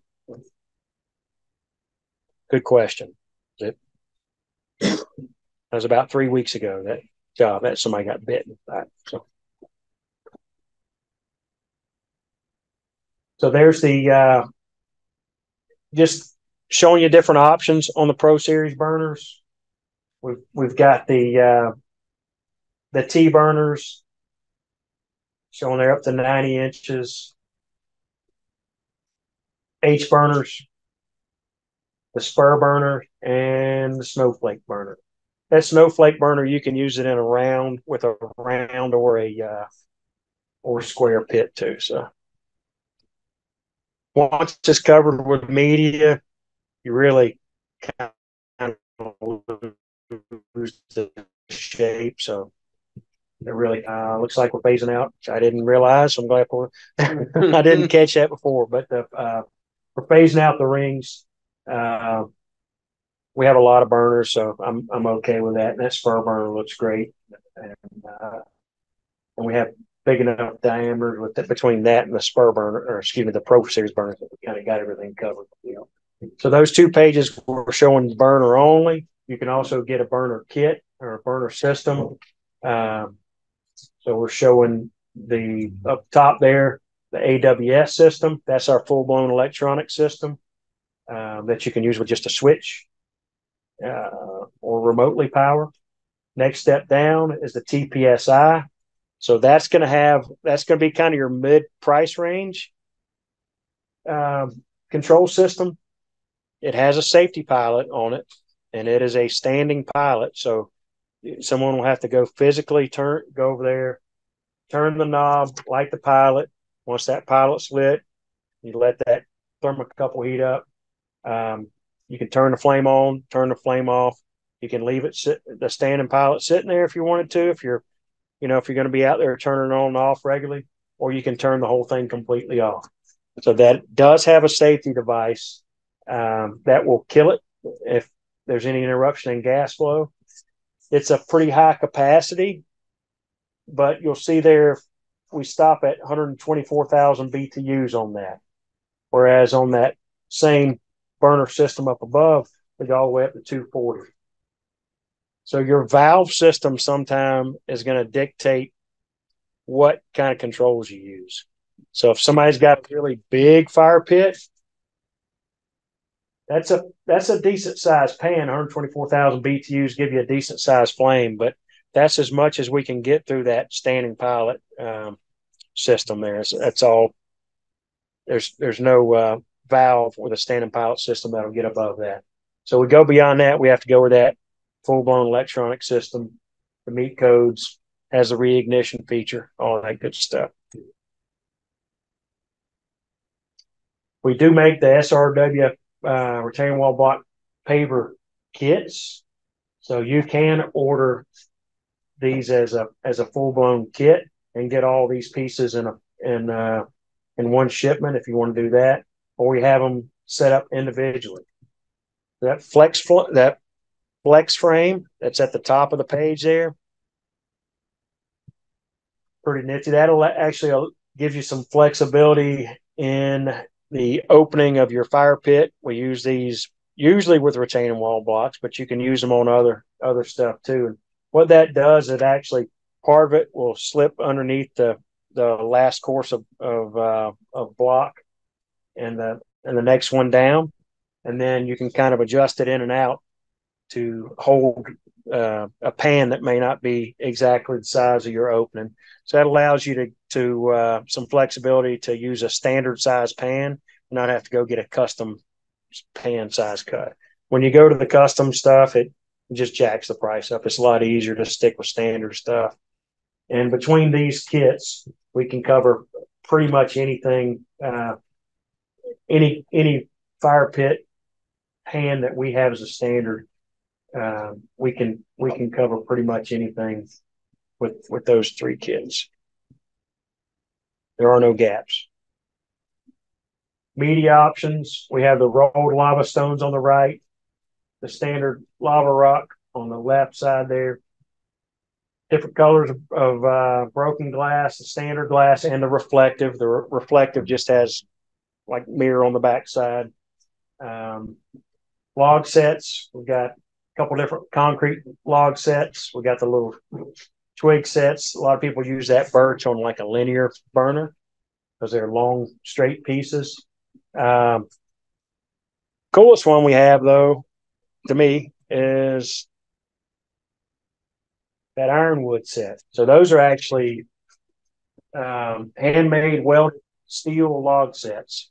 So they'll kind of patina after a while, get a little coat of rust on them, but they hold up well and they look great, and they radiate heat. Concrete ones will radiate some heat too once they heat up, but these are a little different looking, a little more modern looking. And it really retains that heat and radiates around. You feel the difference. Yeah, you get it going and know it. Bill, do we have like a video or at least a picture of the difference between maybe a stainless steel burner and a pro burner? So they can see the difference. Yeah, I know we have one on video or something. I know we have one on the website, and I'll see if I can tie it in and get it up on the screen in a little bit. To the flame pattern. Yeah. More like a bonfire look, the way the projectors are shooting at each other. Definitely different. So wind guards. We talked about wind guards for the grills earlier. We have many different sizes here on the square, round, and linear guards. We can get just the hardware for it. If you've got a custom one, and get you the hardware, and you can actually have a local glass company make it if you've got something crazy big or something like that. Or some people will try to match up a couple kits, but that is an option. And then the different pans and cup for the covers. So this is not quite available yet, but testing's done. The manual, you can see this is a manual that's up for review right now. So we're still going through it and fixing typos and things like that. But the packaging is done, and they actually boxed one up and shipped it to me. So kind of get an idea. A small box of these controls. These controls are basically listed as a separate control system. So what that means is that we can take this control system and add it to a match throw burner. And as long as you follow these instructions, then it's considered a listed fire pit. So follow the instructions, the control system, and all the specs and everything are listed in here. So it is a legal, and it's approved for adding to an existing fire pit. So any manufacturer. Any manufacturer. So if you've got something in the field and somebody wanted to upgrade to electronic ignition, you can, as long as when you look at these instructions, I'll go through a little bit of that in a second, but some of the requirements, they're the same basically as our current AWS and what we have in our AWS fire pit burner system manuals. But that's all like UL and CSA standards and ANSI standards that we go by.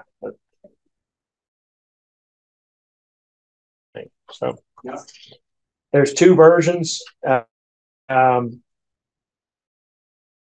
the AMD EISC and there's the AMD EIHC. The SC, standard capacity, HC, high capacity. That standard capacity will handle majority of the fire pits out there, but some applications you may need. This is brand new. I got a. Looks like it goes up to 250 depending on the orifice size, but that valve should be rated, right? Yeah, so it's actually so the standard capacities says it'll go up to 350, and the high capacity up to 519,000 BTUs. So that's pretty substantial. We've done 1 million BTU custom burners with a big 20-something foot burner up in Jacksonville at Margaritaville up there on the beach, on the coast there. And we actually some idea what we had to didn't have the we've been doing so many big pits we decided to offer it as a standard now, and standard option I should say. So there's the components that come with it. This is a little different than what we're used to. Main difference, you'll see that cable up there on the left side. So that cable comes with it. It'll actually plug into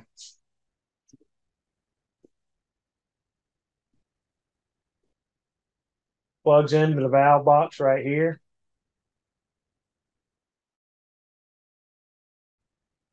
And then the other end connects to this power supply. It can be within, it can be right up beside the pool. It is approved to go right beside the pool. It's a little lower wattage than our big AWS system. So you can't do four bottom showing the natural gas orifice or mixers. So the natural gas orifice, you'll notice, does not have these holes in the bottom here. 4 bottom showing the natural gas orifice or mixers. So the natural gas orifice, you'll notice, does not have these holes in the bottom here. So the natural gas orifice, you'll notice, does not have these holes in the bottom here. So the natural gas orifice, you'll notice, does not have these holes in the bottom here. So the natural gas orifice, you'll notice, does not have these holes in the bottom here. So the natural gas orifice, you'll notice, does not have these holes in the bottom here. LP one does. So that's actually brings your air to burn, because LP's got to have a little more air to burn completely. You got your own burner and pan. You're going to have to figure out where to mount the pilot assemblies. It's just showing you acceptable pilot assembly locations. That's cool. Different types of burners. Yeah.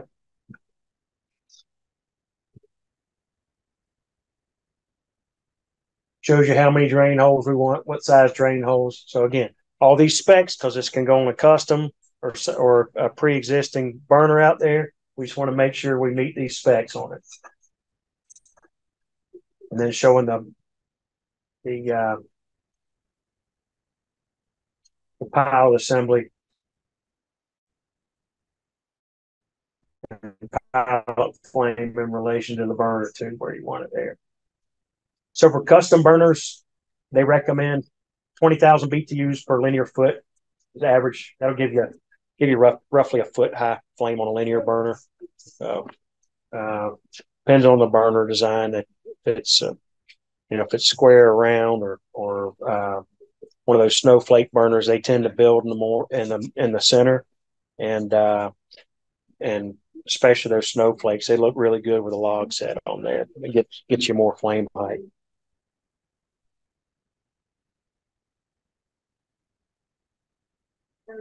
And this is just showing ventilation requirements. Again, it's the same as we already have.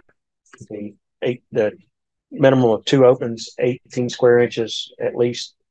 And then what do you do if that 30-foot cable doesn't work for you? So if that 30-foot cable is not long enough to do what you want to put that power supply somewhere else, you can actually splice it. It's not a problem. So basically what you'd do is you'd cut it off of one end, cut a 1-foot section on either end, leave your 1-foot section, and then use the larger gauge wire to run between the two. So if I wanted to if I didn't have power out there and I didn't want to run 120 volt all the way out to my pool, when I needed to run it, say 60 feet, if I'm running at 60 feet,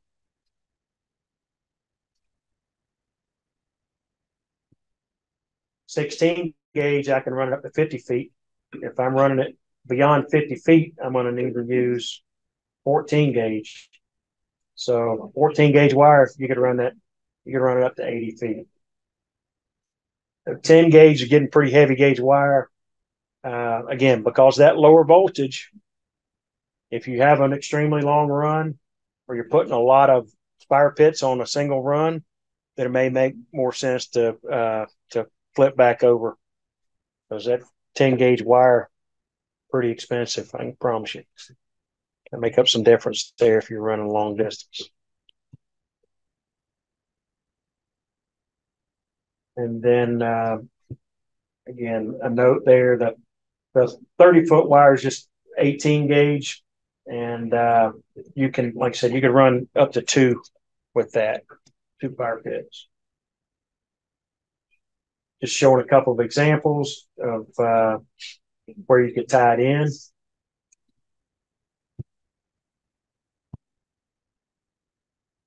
So here's one. So on these electronic systems, the way they work is if we're sending power to it, if power's flowing to it, and you have gas there, it's going to ignite. It's going to light, and it's going to burn until you cut that power off or cut the gas supply off. So that control valve is electronic. So if we have, when power is applied to it, it pulls that solenoid in there, opens that valve. When we drop power off, that spring pushes that valve back closed and it locks out. So anytime there's a loss of power, it fails by closing that valve. That spring's going to push that valve shut. That's the safety device on it. So all we're doing with anything, whether it's a timer, a wall switch, anything like that, is we're just adding some kind of way to make it or break it. So full controllers, same thing. You got a relay in there. makes and breaks that connection. So these are able to work with your pull controls. You can wire this into your automation. Sure can. Yeah. The old AWS or this, either one of them you can. So basically what you're doing is you're using your pull controls, the relay in there, instead of that switch, just to make and break that connections, just like a dry contact. Do you recommend that you stop on that? I mean, it is not unless it's commercial. You don't, there's really if you wanted to put one out by the fire pit, you know, if you wanted something closer, a way to kill it and the only close reason to it. you're talking about automation if they forget to turn it off and they're not home or something of that nature. Any If other it's a rental property or VRBO type deal, yeah. or commercial. Yeah. I don't like what yeah, I mean, you can't, instead of a emergency stop, a timer would make more sense. That's yeah, like a 2-hour timer. Yeah, you can put, you don't want to use that one with the gas valve, or the one that we were talking about with the, yes, you would want to use the electronic timer. Otherwise, this thing will shut off. It's going to keep trying to ignite. It's going to keep running that thing until it goes in a lockout. But yeah, also, absolutely. Talking about fire holes and stuff like that. Do you have fire and water for anything or no? Not currently. Not currently. Yeah. Yep. But I've seen pictures of some. So. Yeah, it would be nice to have. So, yep, there's just showing. So if you're gonna put two of them on a single switch or a single control, if you can do that. You just wire them in parallel like it's shown here. If somebody's wanting like 4 bowls at the corners, or they got like a wall with a bunch of them, they want to turn them all on at once, you're going to need to go with that AWS with a bigger power supply, or they're going to have to run 2 sets of wires and do 2 off of each one of them. You can do either one of those things. Running 2 sets of wires like this is still going to cost less than going to that AWS.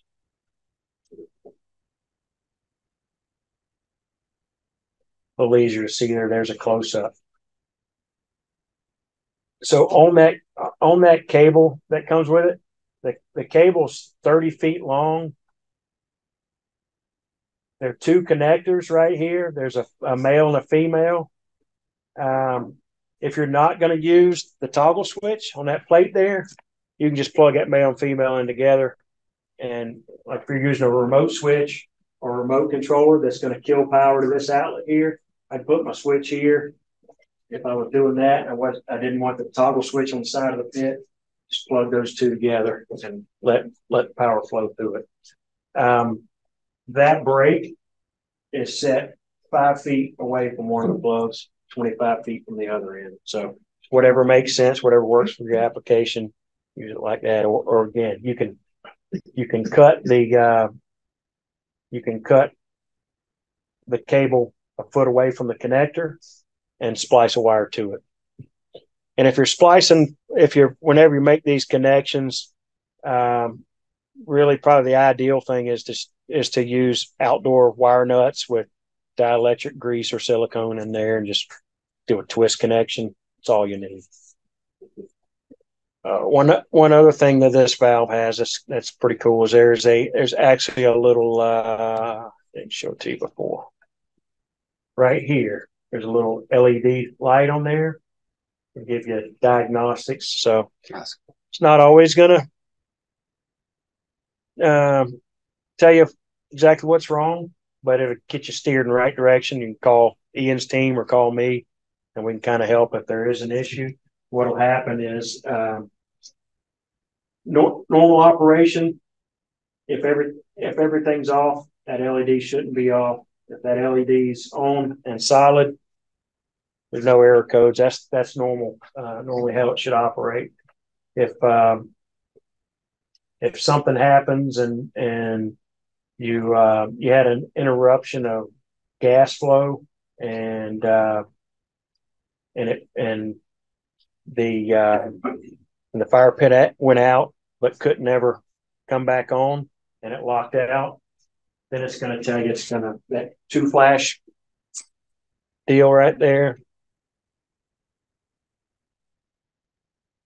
It'll tell me it locked out. So if it's locked out, then we know we had an interruption in gas flow and we weren't able to reignite for some reason.